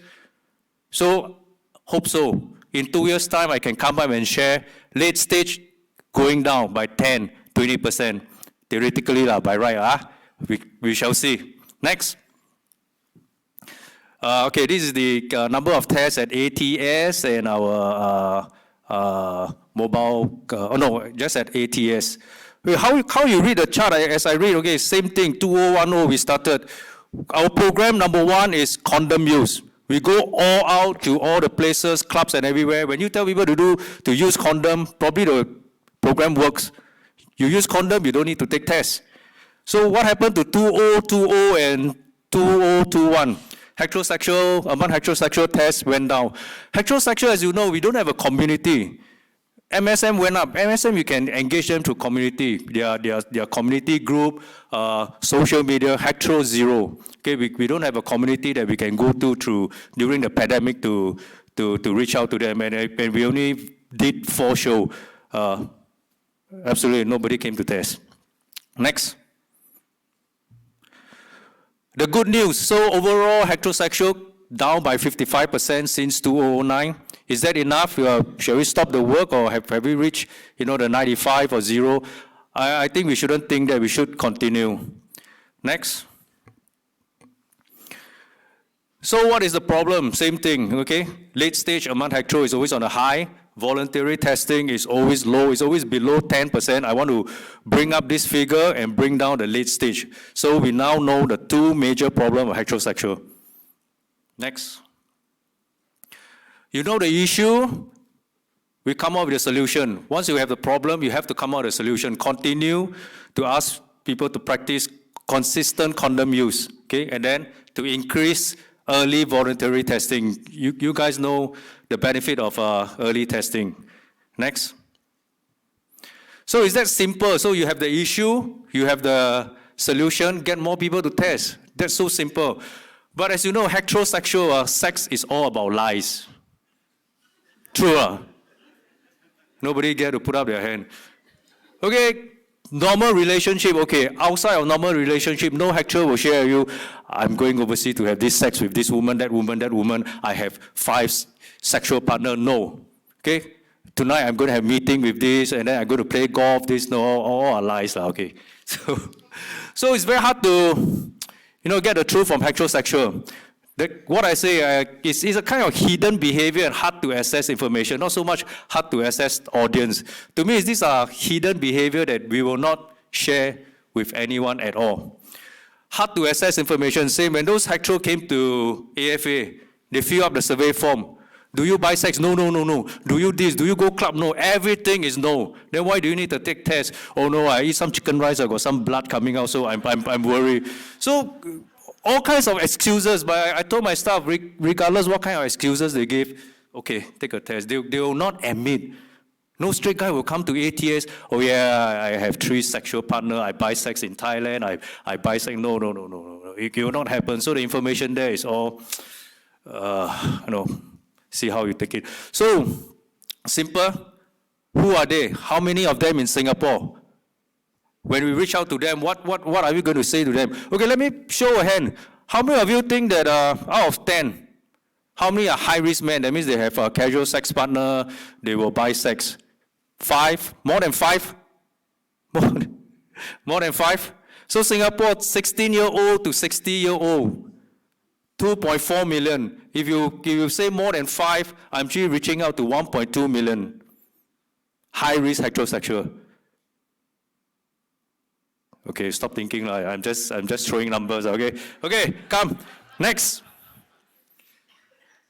And on top of that, okay, this has been shared previously by all the speakers. You see the 3 big words, fear, fear, and fear. So the important thing is to remove all this fear. Once you remove all this fear, you'll see people coming in to test. Saying is easy.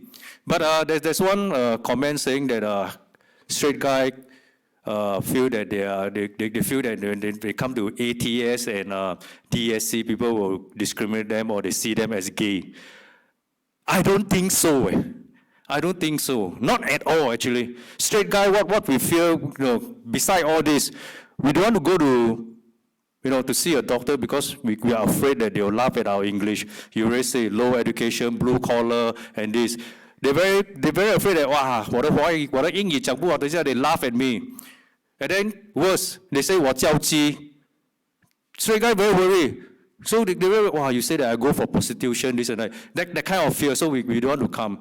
Not so much that I fear that people at DSC or ATS will see me as a gay.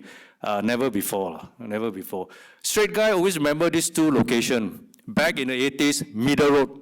Where to take test? Middle Road. Now, Kelantan Lane. When I do Q&A, do you know where to take test? Kelantan Lane.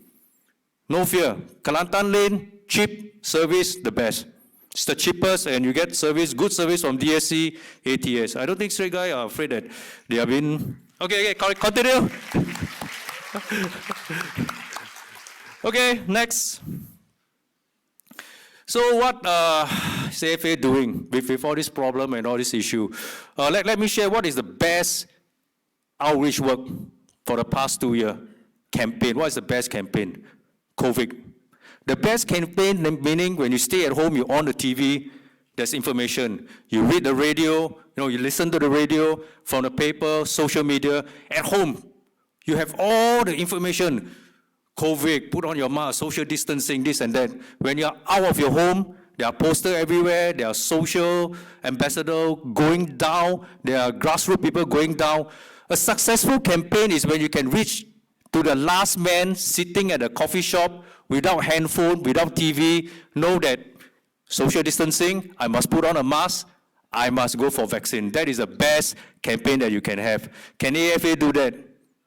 HIV is not a pandemic. We don't have the kind of big budget to go all out with to reach out to every single one. So with our limited budget, this is what we think we can do for now. Okay, online live show, regular club outreach, safe sex show. I'll explain details when I show you the photograph. We have street outreach, transit outreach, blue collar, FM 958, Sentosa Wave House, coffee shop outreach. We've been doing this for more than like 10 years on and off. Certain years we have funding, certain years my boss tell me that we are deficit, so we do a little bit lesser, and then certain year we have money, we do a little bit more. Right, Sumita. Okay, so depend on what kind of budget we have. We have big budget, of course, we want TV ads, we want all kinds of things, but it comes with a price. Okay, next. Snapshot of our activities and collateral. Oh, for your info, all those collateral that you're having, those are for the straight guys are being in the club. Okay, next time we'll do a very generic one for everybody. Those collateral that you're having and all the Kertai collaterals are you guys are different, the different target audience. During the pandemic time, 2 years, you cannot just sit and wait and see what's going to happen, and then the clubs open, coffee shop don't open, and here and there. It's kind of struggle, but we have support, a little bit of budget to do online show. We did 4 online show. It's a great challenge. You tell people HIV variety show. Who want to watch? Who want to watch HIV variety show? You got all kinds of variety show. It's really a big challenge. You must have your edutainment value, your infotainment value. You have to have everything. So the most important, you must have a very strong influencer. We have this lady called Yumi. Anyone know Yumi? Okay. Yumi is, she has 20,000 followers. She's very popular at Hong Lim. Okay, she sells beer with half a top coming out and half a butt coming out. But the whole important thing is that she got 20,000 followers, probably as young as 12 years old to 60 years old, heterosexual. So when she joined our variety show, we got her for 2 shows. The viewing is fantastic. Look at the numbers. Next. Okay, you look at the first 2 episodes. Yumi is there, so all these guys will come. So they are more or less like our target audience. Uncle or maybe they're online and all these type of things. So unfortunately, 3rd show and 4th show, she says she has enough. You look at the view, terrible. But I also, for 4 episodes, how can you make HIV show interesting for 4 episodes?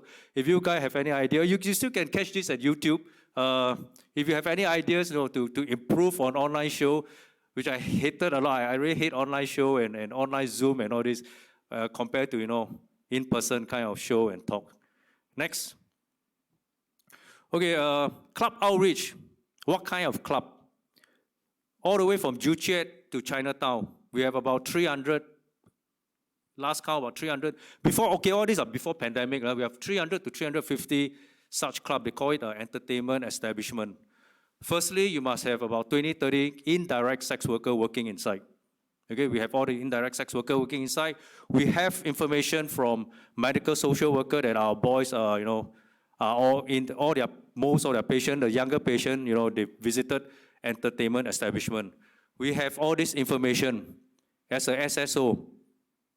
What shall we do? Close an eye, nothing happens, walk away? No. If you don't do anything, I think you shouldn't be in an SSO. It's almost like a cluster. 3,000, easily, 30, 20 women in the club, you times 300 club, we have 6,000 to 9,000 indirect sex workers working there. One lady serves about 3 men. So we have almost 90,000 guys having fun in this club every night. Should we do something? I think we have to do something. If we don't do something, the rate goes up and my boss will come to me, you know all these are happening and you're doing nothing.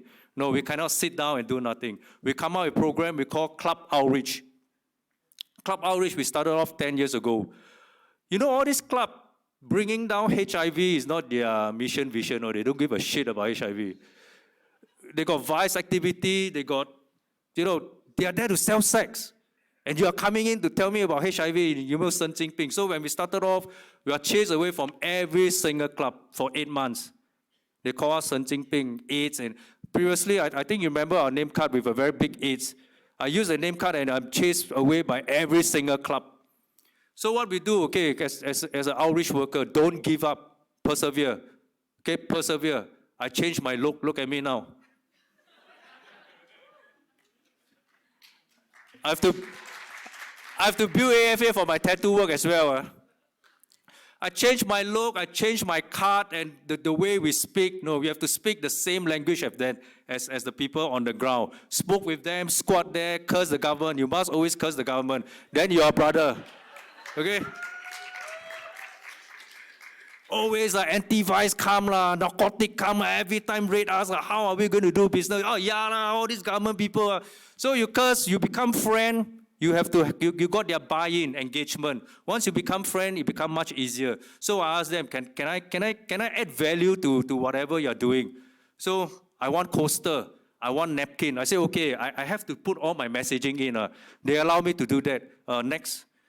Okay, the lighter. You don't see a dollar lighter. Don't see such a simple a dollar lighter.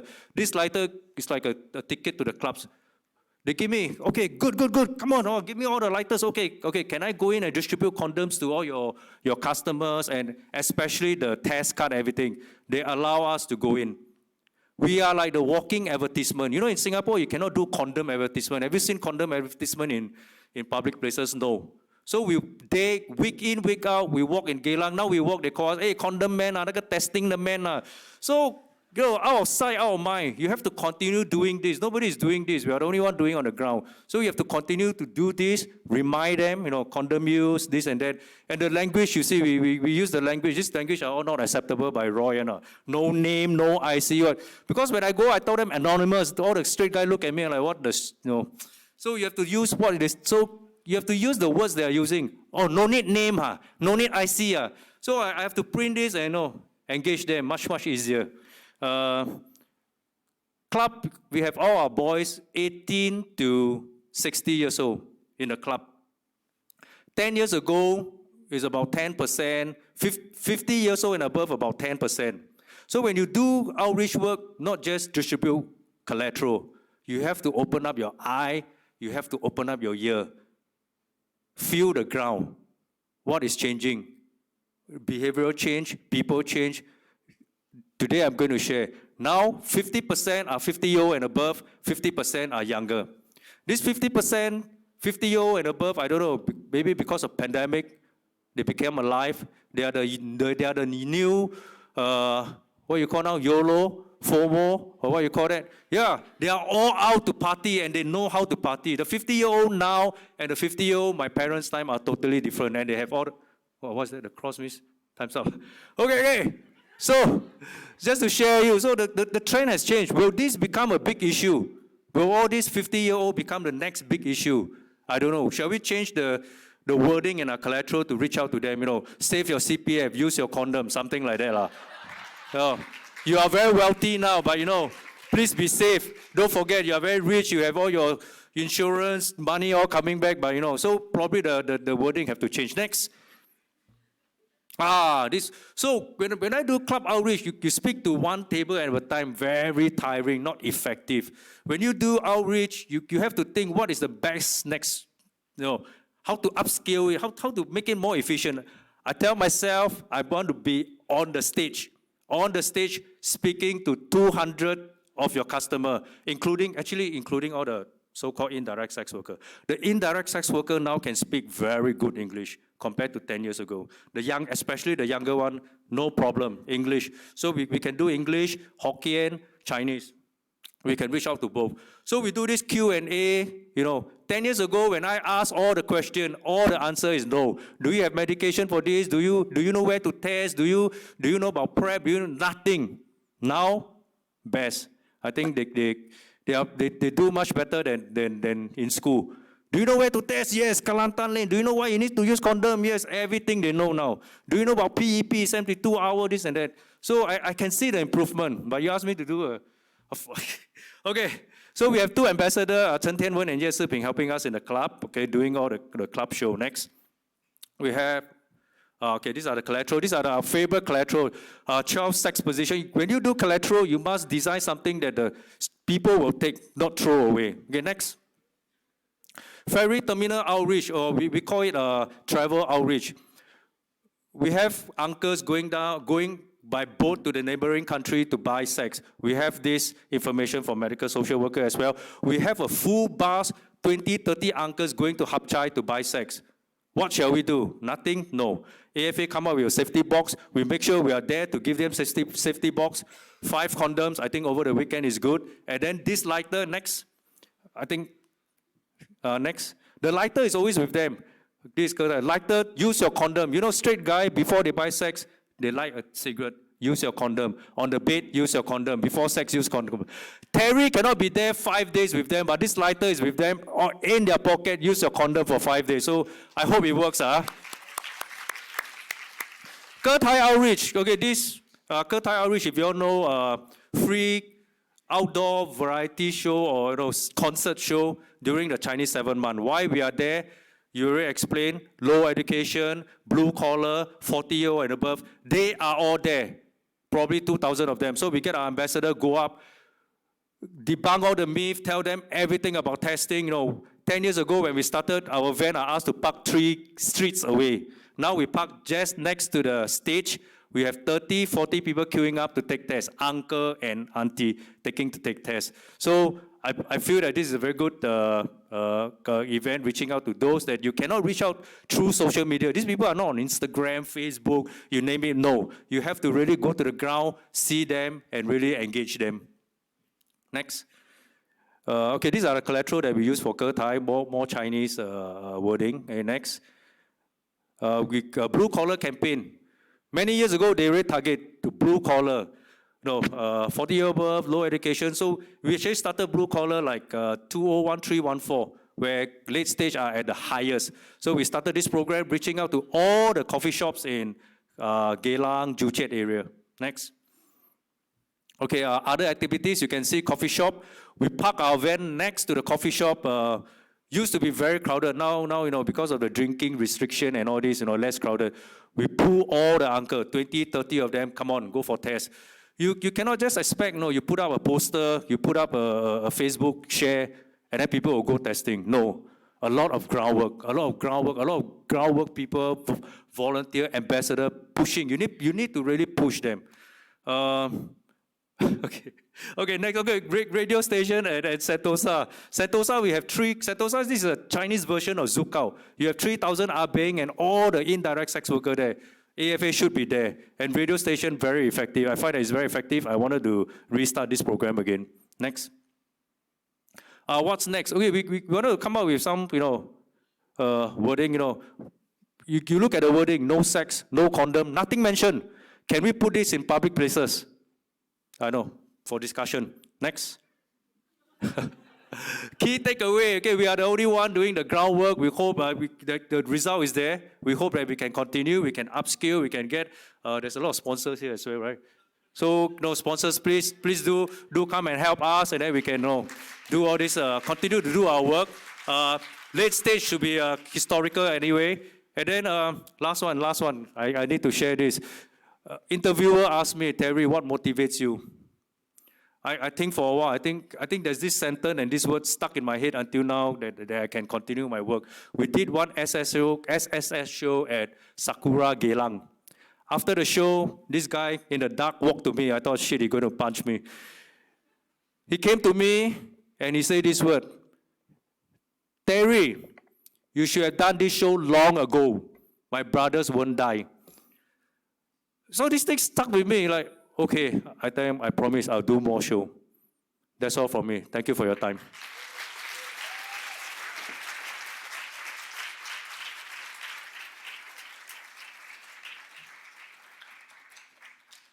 Thank you, Terry. I would now like to invite our next speaker, Alaric.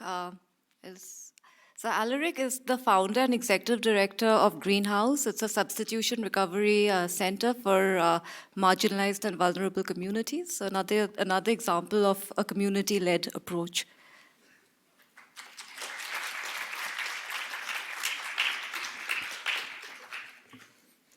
Yeah, so thanks so much for having me here today. I'm aware that Wounded Healers is quite a emo, romantic title for peer support work, but we wanted to use a phrase that accurately captures what it feels like, not just what it looks like for those of us who have healed from trauma and overcome addiction in helping more people do the same. So next slide.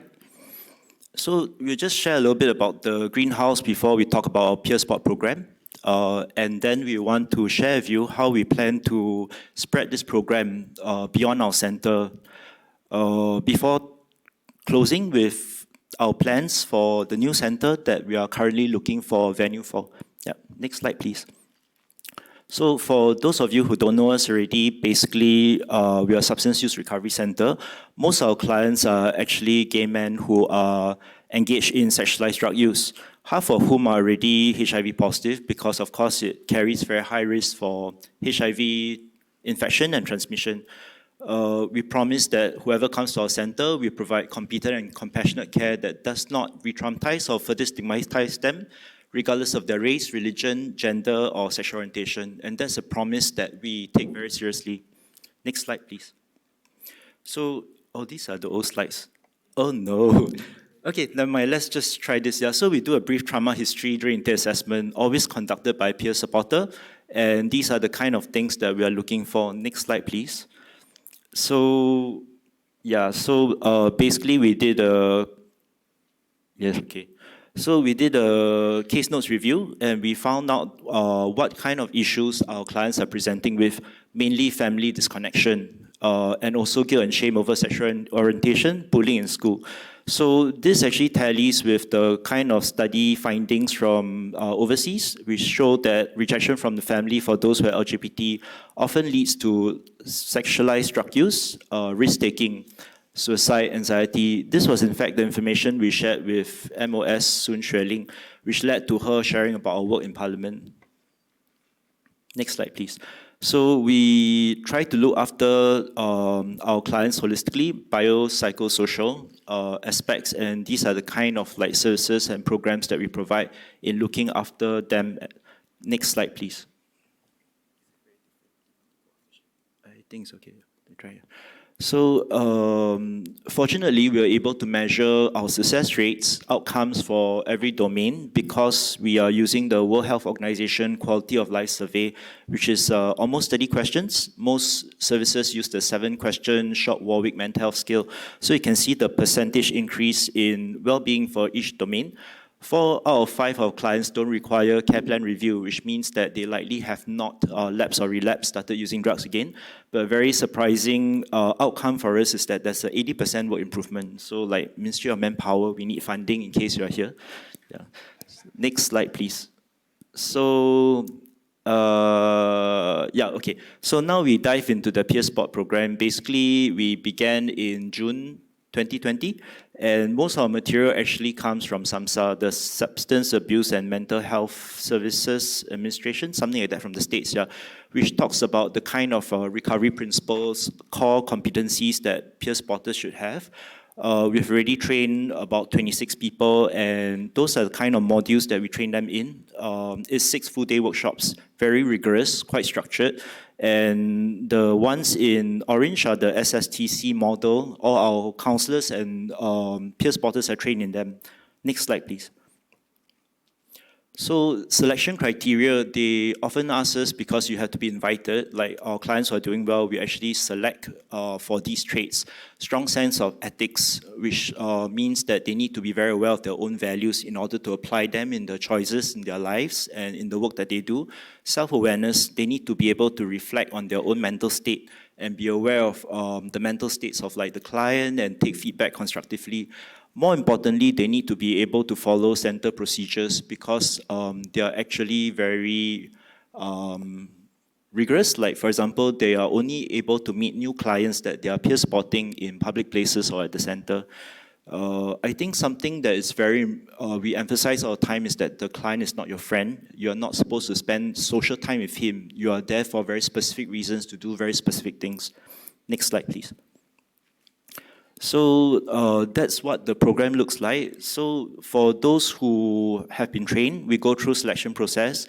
If they're selected, some of them who are doing very well actually do intake assessment or center, meaning that the first point of contact for all clients or center is always someone else who has himself or herself overcome trauma and addiction. And that's very powerful because the client gets to see for themselves, oh, this can be me. This is what healing looks like. This is what recovery looks like. It's possible, I can do it. Yeah. And that's something that you can't say in words. It's something that we model for the new client, our peer spotters. And it's quite a structured program, as we mentioned, because when they are selected, we actually put it on table for them. This is what we think you do well. This is what we're concerned about. Are you able to overcome it? We attach a mentor to them, a senior peer spotter, to see how they do. We assign 1 to 3 new clients to them to let them try it out and provide a lot of feedback. And of course, there's monthly case conference during which all the peer spotters come together to talk about the cases that they're handling, the kind of challenges that they're facing, so that there's a lot of safety and transparency. We also provide free individual counseling to our peer spotters who require them, just to make sure that they are doing well, maintain their own recovery. So continual education, of course, is part of the program that we have. And recently, we are intentionally pushing them out into other recovery centers, like taking workshops provided by Singapore Prison Service. You have already met some of our wounded healers. Basically, we are very happy and proud for them because they are going out and letting more people know that, oh, this is what recovery looks like. It's usually caused by trauma, and you can recover too. It's safe. We are trying to remove the fear and the stigma for them. Next slide, please. So, because this has done so well at a center, we are trying to move peer support as a system of care out into other marginalized and vulnerable communities. This was a program we actually designed for next year. Unfortunately, funding has fallen through, so we won't be able to do it. We wanted to provide our introduction to peer support, counseling fundamentals, basic information about sexuality, trauma, substance use, mental health to people from different communities, such as those who may be doing sex work or those who are transgender, because we wanted them to be able to support other members of their community. It was actually inspired by a suicide in the LGBT community recently. I think because of all the talk about the repeal, it affected the mental health of a lot of people. And so this person basically attempted suicide and succeeded in doing it. And we wanted to make sure that there's a bunch of people in the community who would be able to recognize maybe the signs of depression, anxiety, and provide psychological first aid in order to refer them to the organizations that can support them and already know the contact person which they met during this training session, 6 full days. And I wanted to highlight that we specifically want to have 5 HIV positive people in this because, next slide. When we look at this biopsychosocial model that the greenhouse adopts, and we look at people who are living with HIV in Singapore, the way that we provide care to them, and we see that actually the science is very good, the doctors are very capable, everything's okay in terms of looking after the body. We've been very fortunate to provide some training already to NCID, the medical social workers, counselors, nurses, to let them know, oh, this is what trauma looks like, this is what addiction looks like, this is why they're using. So I think that that's something that we're doing very well together, but the missing piece is always the social part. And I think recently they started calling it not just peer support, but sometimes social prescribing, where we are trying to look after this missing dimension of people who are living with HIV. So I'm sure that there are already support groups for people living with HIV in Singapore, but are the peer supporters trained? Do they have the basic evidence-based knowledge they need to support these people, or are they as anxious and fearful as the clients they're supporting? Is there training and supervision, continual education? So I think this is something exciting that we can look into. we are trying to do it first for the community and then specifically for those who are HIV positive, setting up peer support groups. Yeah. Next slide, please. So I'll just let you read this while I brief. A portrait of a wounded healer, one of our peer spotters that we are very proud of.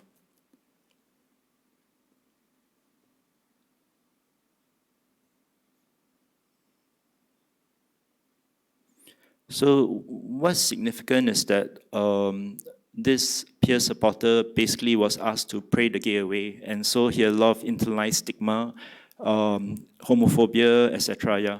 So he's actually now leading therapeutic horticulture at our center, and we wanted him and our clients to be able to hold in their hands this plant that I'm holding. It looks so different, it's special, it's rare.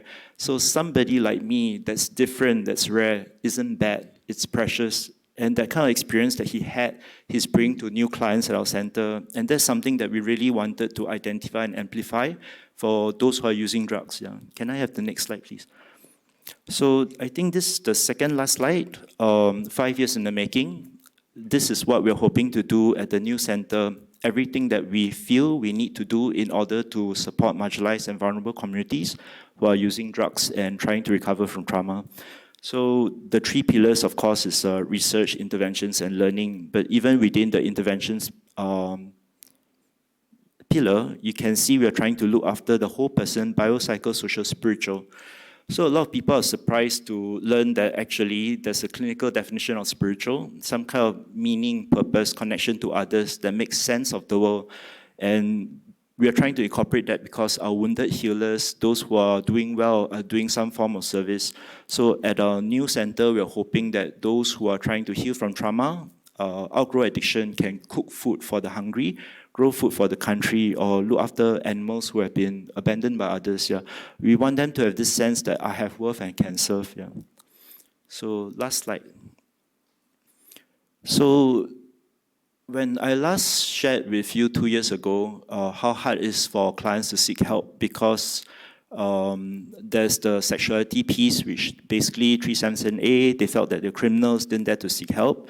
And then there was also the HIV piece. Basically, they were worried about disclosing the fact that they were HIV positive, getting in trouble for having sex without sharing with others about it. And the last piece was sexuality, HIV, the drug use, yes, which is illegal. So recently, Minister Shanmugam has said that the government is committed to helping every single person who used drugs stop using drugs. And that's really different from 2 years ago. And MOS Sun Xueling has mentioned about people at the greenhouse who feel rejected by the families and using drugs because of that. So we are very excited about the work that's ahead. And we actually don't feel overwhelmed by it or intimidated by it, because we believe that by training more peer spotters, we will have the manpower we need in order to do the work that's ahead. Thanks for letting me share.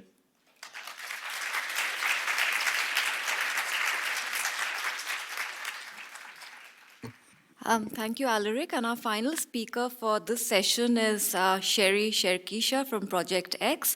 She has been a defender for the transgender community and for sex workers. So, Sherry.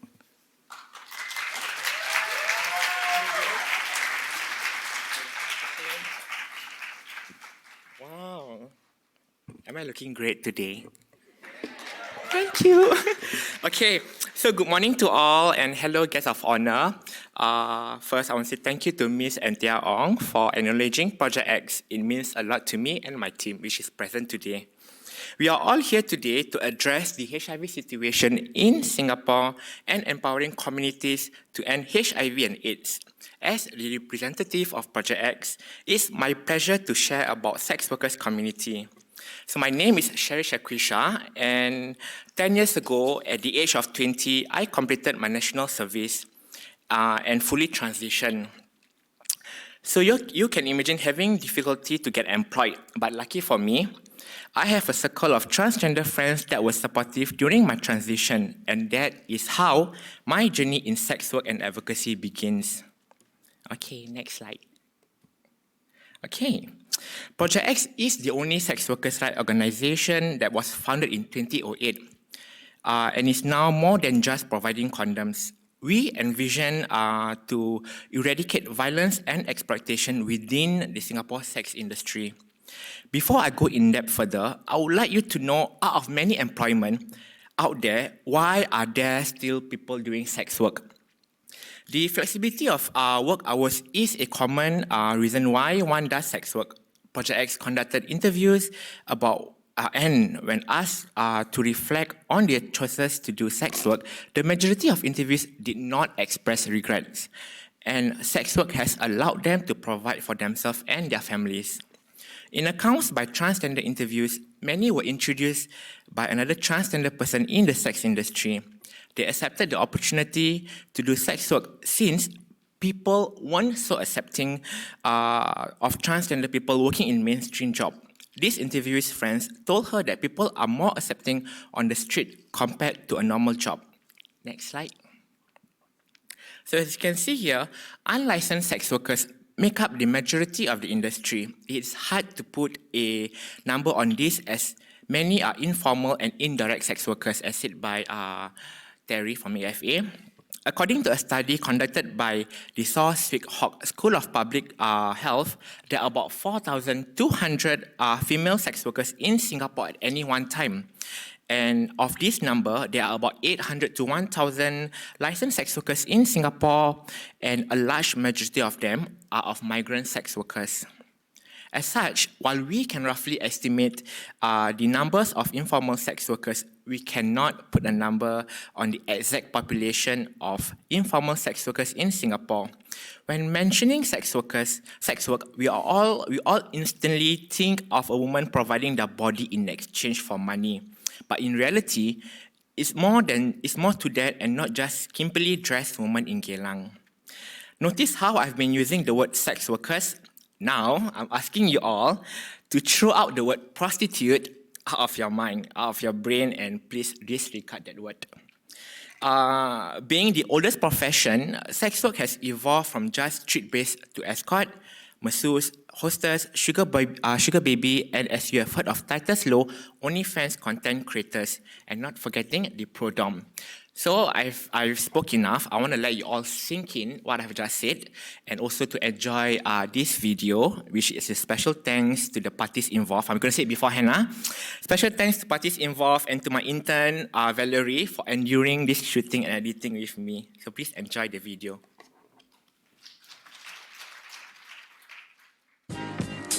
Hey guys, I'm Sherry, and today I'm going to show you what goes on in Project X. Let's go!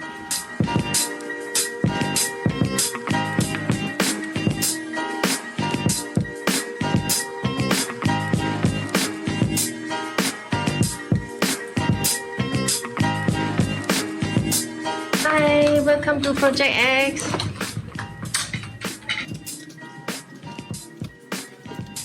Hi, is this the first time you are testing for STI in Project X? Yeah.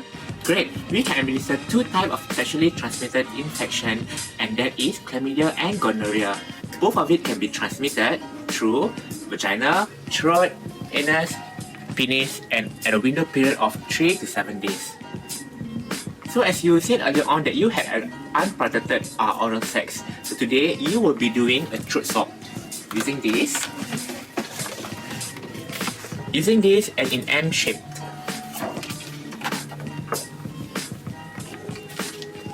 Okay. The specimen will be submitted to the Department of STI Control, and the result will be back in after 2 weeks. Oh, what about HIV testing? We also provide free and anonymous HIV testing at Orchard Towers or Little India. Oh, could you RSVP me in? Sure, Tiffany. Okay, thank you.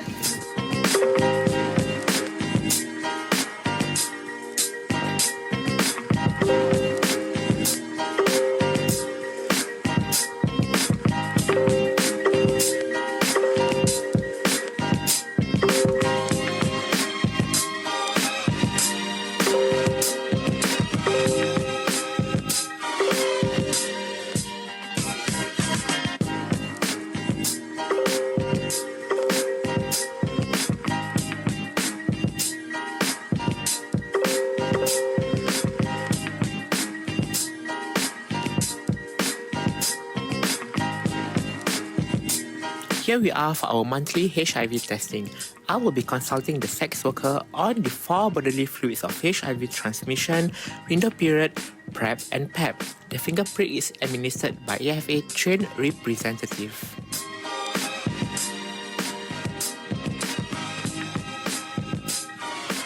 Okay, let's go for outreach.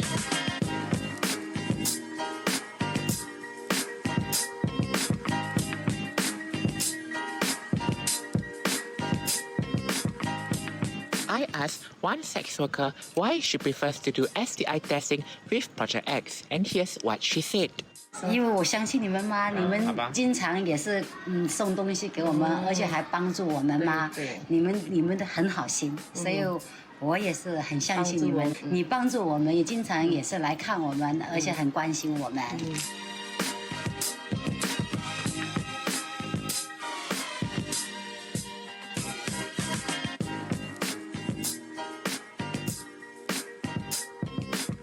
Okay, that's it for now. I hope you all have a better understanding of what Project X does.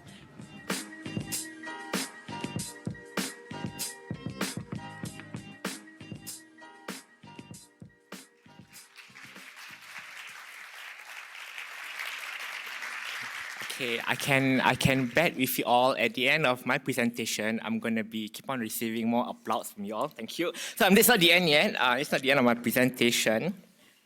So continue. Now that you have understood what Project X does, I ask that everyone to respect their decision and profession, because once we do, it's much easier to build the relationship with sex workers community. Project X outreach to the district Lirai area. The volunteers are trained to have compassionate empathy and skills to reach out to the community.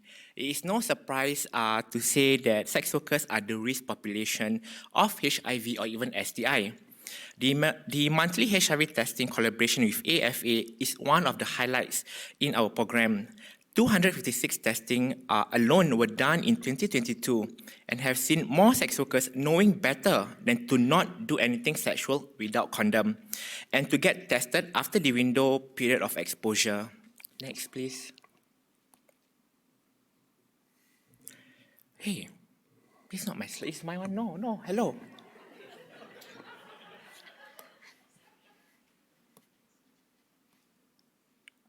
Is Jonathan around? Jonathan, I sent you the updated one already. Where's Jonathan? Better call him here now. Don't ruin my presentation. Where's this? Who do I send this to? Rayner, you have the control for the slides. Can I send the link?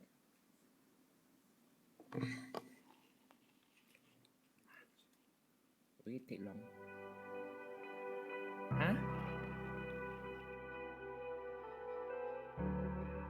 think if it's take long, I can continue. I'm a professional. I've done this a million times. Right? Okay. Sure? Okay. I'm gonna come after the people behind this screen for screwing up my presentation. Okay, moving on. I don't need you all can ask my executive director Vanessa Ho, you can ask my team, you can ask Jules. I've done this presentation a million of times, okay? So fuck the screen. I don't need the screen. Okay, coming back. While it may seem like rainbow and sunshine, sex workers know who we are, what we do, and yada yada yada, discrimination and stigma will always be shoved in our ass even without we consenting it. I mean to repeat or not? Do you all hear what I say or not? Discrimination and stigma will always be shoved up our ass even if we don't consent it. And according to Vanessa Ho, the executive director of Project X, stigma, discrimination, criminalization all work to drive sex workers underground and thus make them reluctant to accessing healthcare services due to the fear of being identified by local authorities. And as mentioned by Jules, evidence clearly demonstrates worse outcomes in countries that criminalize key population. So listen to this closely, okay? Now that 377A has been repealed, the next step is to decriminalize sex work, and we hope that we can have everyone's support to make that happen. Yes, louder. So finding and feedbacks from outreach testing has allowed us to provide people care center that is as important as keeping the transmission rate low. And moving on, this should be my slide number 7, but it's okay. It's on hopes and dreams. According to my best memory and preparation, this is my last few slides.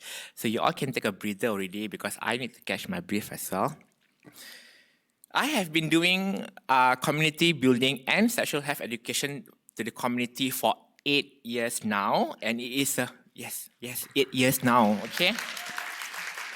And of course, it is a huge honor for me to bridge the community with all the resources and make the industry safe. I applaud fellow media for having the courage to portray a positive image of the industry and the allies we have built so far. I have no plans yet to retire, though I'm about to enter a century in this industry of advocacy, because I am planning to expand my work to a greater level and let it be known that even if we, sex workers, are the population at risk, it is us, sex workers, that are continuously educating the client on the importance of safe sex.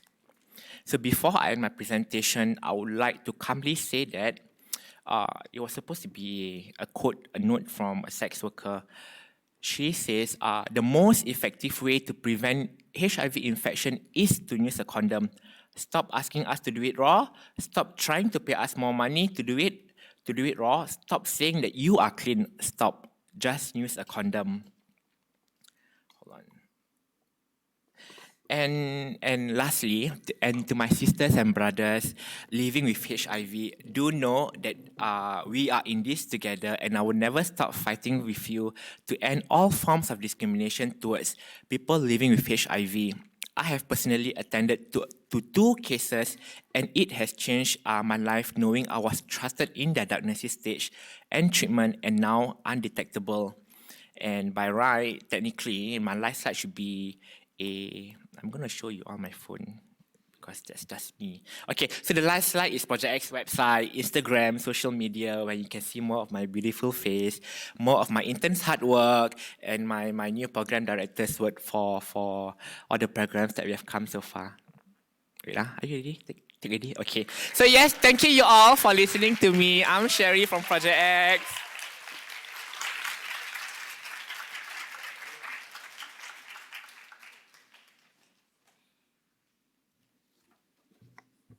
Thank you, speakers. Could I now invite the session moderators, Ms. Sumita Banerjee and Dr. Martin Chio, Senior Consultant Dermatologist at the National Skin Centre and Head of the DSC Clinic, as well as the speakers, back up on stage for the Q&A session.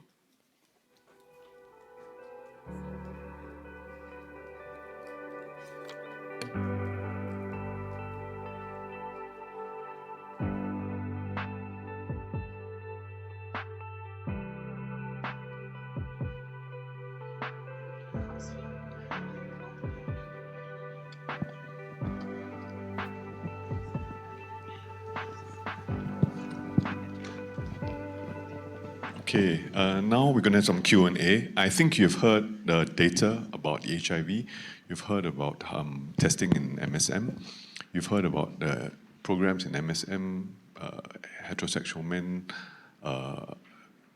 drug use, and of course, sex workers. Are there any particular questions that anyone in the audience has to ask? The microphones will be going around to you. Okay, so I think maybe we can start here because are there any questions? Nothing from the audience yet. So maybe we will start and then we hope some questions will come from the audience. So these were some very good examples, and thank you very much to all the speakers. We had some very good examples of community-led programs, peer-led programs, and I would actually go back to your presentation, Ritu, and you heard some of the programs that are being led at the community level, and especially because your study really looked at the barriers to testing. what other advice or suggestions would you have based on what was presented? And then, if I can just add, once you've heard from Ritu, I would just ask all the other panelists to just respond, particularly Terry and Kronos, because it was on MSM and HSM. Thank you, Sumita. It's really been an education, even though I've been doing some of the research around the topic. Listening to all of the presenters today has been such an eye-opening experience. Particularly, listening to what Terry was sharing about the targeted outreach for the HSM community. Our findings clearly show there's a gap, or there's a long way to go still for the HSM community, particularly because we contrast it with the amazing work and progress that's been achieved for the MSM community. I think our findings are really relative to what has been achieved for the MSM community, and the amount of education and knowledge, information that they have, and the sense of community that they have, and what it has done for them in terms of both getting access to testing as well as access to healthcare services, living with HIV. In contrast, it's a pity that the HSM community have so little. Clearly, the work that Terry and AFA do show the way. It's phenomenal what you guys are doing. It's more than what we can ask for. Perhaps this could be expanded at the structural and institutional level. I'm sure there are initiatives, but there's still a gap between what's being offered and what's being accessed. So primarily, it's information for the HSM community. When HSM tests positive, they are not accessing laptops and they're not accessing information from service providers. They're on their mobile phones, looking for information around how to get testing or how to manage or how to live with HIV, what are the repercussions, what does it mean for them? So I think what's really important is for the HSM community to have proper channels of information, platforms of information that is tailored for the target community in dialect, in Mandarin, perhaps official channels of communication and official information. That would be one. Terry? For once, I would not want to receive such information. No straight guy want to receive. I don't have my phone with any information asking me to take tests, free tests, HIV. My wife will kill me. My girlfriend will kill me. And I will never forward and share this with my brothers. My brothers will kill me. Why you send this HIV thing to me? Why you send this free test to me? Condom use so hetero, very, very difficult, very, very challenging. If I see any HIV thing, free test, I delete straight away. How am I going to explain to my girlfriend and oh, you need a HIV test? Oh, no, this bloody friend sent to me, wrong, scam. So it's challenging. We wanted to, but then, it's just a bit. If I could just add again, I think based on your research, Ritu, and then Anthea, based on your presentation as well, a lot of those who are diagnosed late, and if we can make that inference, you showed that they were not employed, they reported not being employed. And also one, and then the second is if you look at the age group, right? The age of those who are being diagnosed late. So possibly they never were able to access that information, and are they leading a retired life now, and they may not be even engaging in risk-taking behavior, so they may not be even at risk from a prevention point of view. Has there been any studies done around that? Actually, and I actually wanted to comment on what they said as well. So a lot is being done. I feel that the HSM community is well aware of what safe sex practices are. But I think the problem lies more in the fact that they don't feel that they are at risk. So it's more of a self-perception of how much of risk they are at, or their attitude towards am I at risk? Should I go get tested? And there's so many avenues for anonymous testing, right? Without having to fear being caught by your wife or your girlfriend or your friends for being tested. There's so many avenues now for anonymous testing, but the uptake needs to be there. So a lot of papers that I actually read through talk about changing attitudes and perceptions of risk and being able to acknowledge that they're actually engaging in risky behavior. I think based on our studies, we see that that's more common, and like the MSM population is more willing to accept this, but the HSM population still has a long way to go to get there. Yep. I'll just clarify. What I meant was that there should be channels or platforms that HSM community can access themselves, not forwarding information to them, but sources of reliable information. So some of our participants say that they access sites in Mandarin, but that are from outside Singapore. Oh, okay. But so what are the services available to HSM in Singapore, legitimate services offered by legitimate institutions, reliable information in languages and simplified versions that are accessible to the lesser educated, more senior HSM population. That was what I meant. Before I transfer to Martin, I think I'll just open this for you, Kronos and Alaric as well. Given that there are a lot of well, maybe I should just start with each of you commenting on, you showed a wide spectrum and a wide variety of community-centered programs that are peer-led and being engaged in. What do you think can be done wider, or what kind of support can be acquired to really diversify the services that are available, to really get the uptake of prevention up, maybe possibly PrEP up, or testing up? I think for the MSM community, we are quite fortunate. I mean, if you contrast it with the HSM, I mean, MSM, we have an actual community that's quite identifiable, and we can actually target and reach out to them. So a lot of our programs have been quite successful, primarily because of that. Like, for example, when we do have free tests, for example, when we do a post on Instagram, it's like widely shared, and when immediately we see a spike in numbers of MSM coming forward to do testing. So in a sense, we are able to do that. But I think one of the critical things that we need to also look at is really to reach those people who do not test regularly. So we already have a pool of people that are regular testers.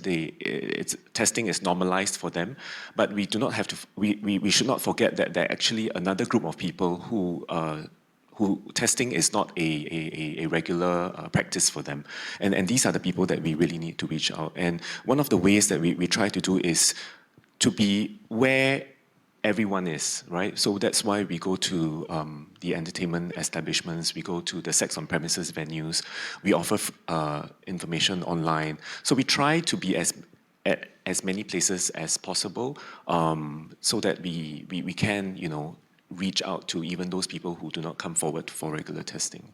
So do you think now that self-testing is being rolled out, and then Sherry and Alaric and Kronos, what do you think would be the advantage to those communities? Do you want to comment on that? Like self-testing, do you think it's going to change things in a big way, reducing the numbers that are coming late or presenting late?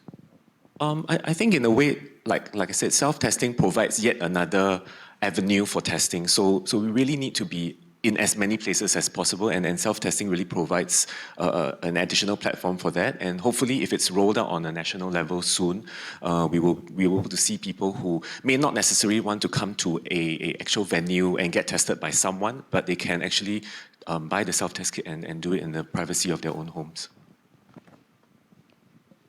Yeah. I can share what we found when we were trying to destigmatize addiction, build awareness of recovery by helping more people understand that it's often caused by trauma. It's actually worked quite well. We've been doing it for like 2-3 years, and we find like the LGBT community especially seems there's more awareness. They're more gentle and patient about it. They are more ready to talk about it without judgment. I get a lot less threats. So I think that if we want more gay people to start testing for HIV, we need to have more people step forward and share their story.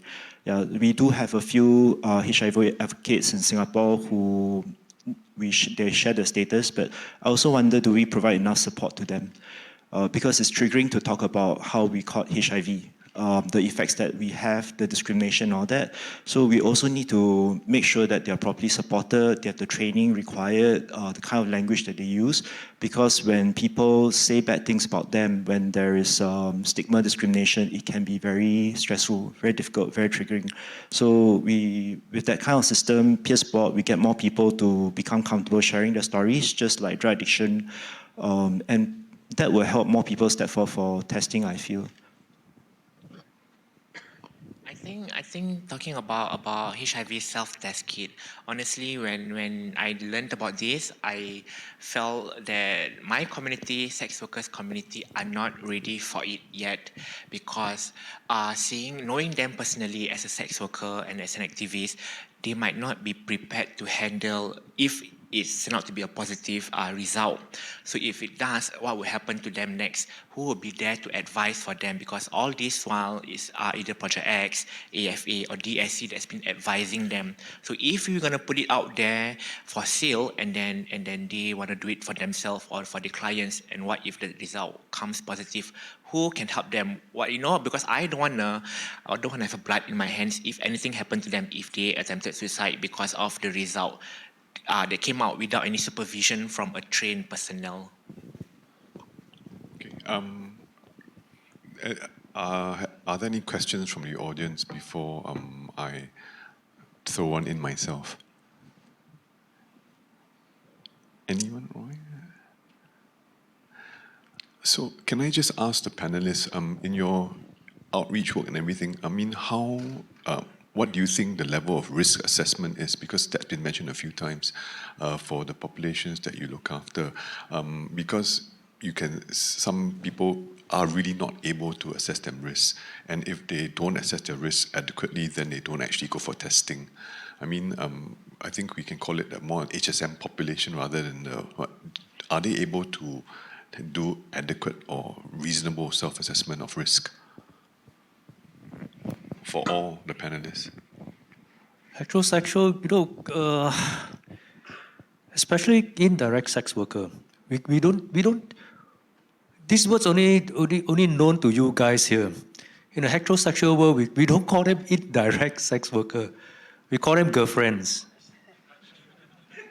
So you drink with them, shopping, dinner, you treat them exactly as girlfriend. The risk definitely get higher because you no longer treat her as sex worker. We never ever want to treat anyone as sex worker, especially in the club. We are going there to have fun, and then we make friends, and then we become friends. My handphone alone, I have like 30 over contact numbers, regional. I can have tour guide in any country. We don't really treat them as sex workers. So sometimes you treat them as girlfriend, and then at times you don't use condom. So best is don't go back to the same girl for 3 times. Once will do. The second time, the third time is almost like girlfriend. The fourth time you're way ahead. You might not use condom anymore, and then you will travel together, and things just happen. So yeah.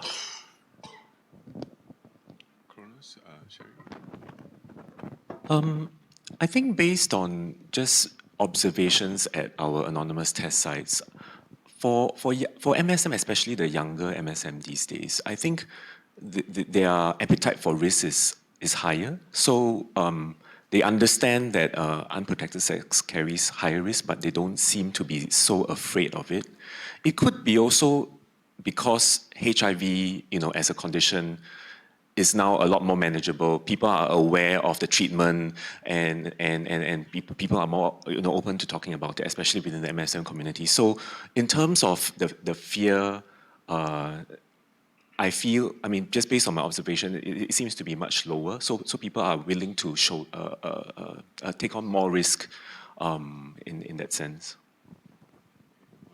Alaric, Sherry? So at our center, I mean, the odds of them catching HIV is much, much higher because of the sexualized drug use, right? So during inter-assessment, it's always conducted by someone that they can relate to. So our peer spotters during inter-assessment often say, by the way, I'm HIV positive. I caught it when I had unprotected sex while high on drugs. And I'm just wondering, are you exposed to any risk recently? Do you need a test? And then we have the peer supporter, if they're feeling anxious, bring the client to anonymous test site to take the test with them, and they can see for themselves like, oh, even if I test positive like you, I'm going to live a good life, it's going to be okay. So we recognize how high the risk is, but we've built it into our system of care that almost every client is going to get tested, is aware of the risk and already knows that they're going to be okay even if they test positive, but have somebody to provide the psychosocial support to them, bring them for testing. But something very interesting that we are beginning to think a lot about is whether the risk factor here is the chemsex or whether it's trauma. Because like everybody at our center, we are finding like, oh, average of 5 traumatic experiences. Is it in fact rejection from the family that's leading to the chemsex? So when you think about like who's most at risk for catching HIV, who most needs to go for a test, actually these are interesting things to think about, which is why we are trying to do the social support thing for the LGBT community, because it's about mental health. If they feel a part of a community, they don't feel so rejected by society, then maybe that reduces the risk for HIV when you think about the kind of like behaviors we may be helping them prevent. I see the cross up, Sherry. No, the time. So yeah. Okay. Yeah, I think I know it might sound selfish to say that I don't agree when people say sex workers are the population at risk, because like I said earlier on, we sex workers, we take charge of our sexual health. I believe throughout the numbers of outreach I've done over the years, when they see my face, they would know I'll definitely give them condom at any amount they requested for. But what makes us at risk would be people that engage in sex workers. Clients that engage in sex workers know that sex workers always get tested. The licensed sex workers get tested. The street-based sex workers get tested. They know that we will be safe. So clients will take the risk to offer us more money to engage in unprotected sex because they know we cannot give them HIV. And as my own experience, I always come back and tell them, if I could offer you Mr. Kane for sex without condom, what makes you think so I cannot do with 10 other men before you? So that's how I educate my clients and make them realize, don't think I might be showing that, yes, I'm safe, I always go for testing, but that doesn't mean that you could put the trust or take risks with me. So I think we are running out of time, so we'll end the session, but I'll invite Jules to give some closing comments on what she felt, what her thoughts are about our on-ground programs. And Jules, you mentioned that you were surprised with the stats around prevention coming down quite significantly in Singapore, and then you see that's the reason because of all the work that's being done on the ground. So just some closing remarks from you, Jules.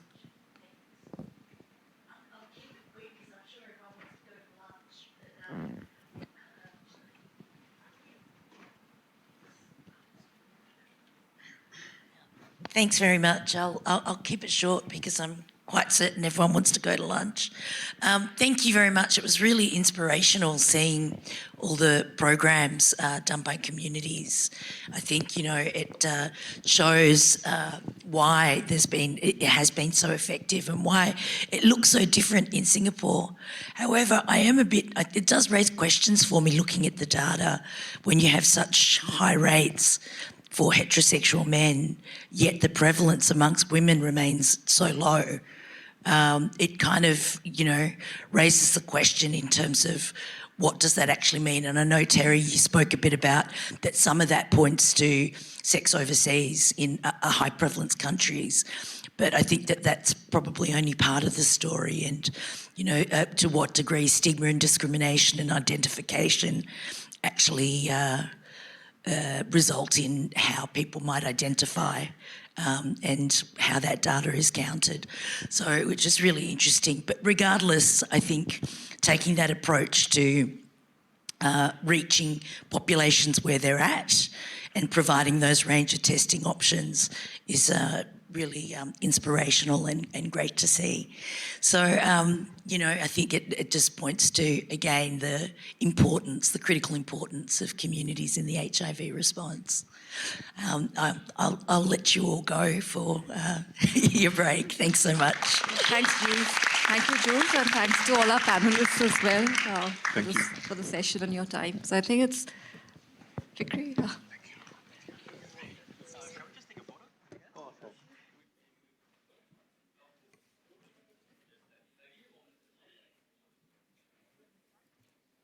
All right, thank you to our speakers and moderators for the first two sessions. We will now have a lunch break before our next two sessions on the science of HIV infection and improving access to HIV prevention and treatment. We'll see you all back here at 2 p.m. And while you're on break, don't forget to check out the exhibits.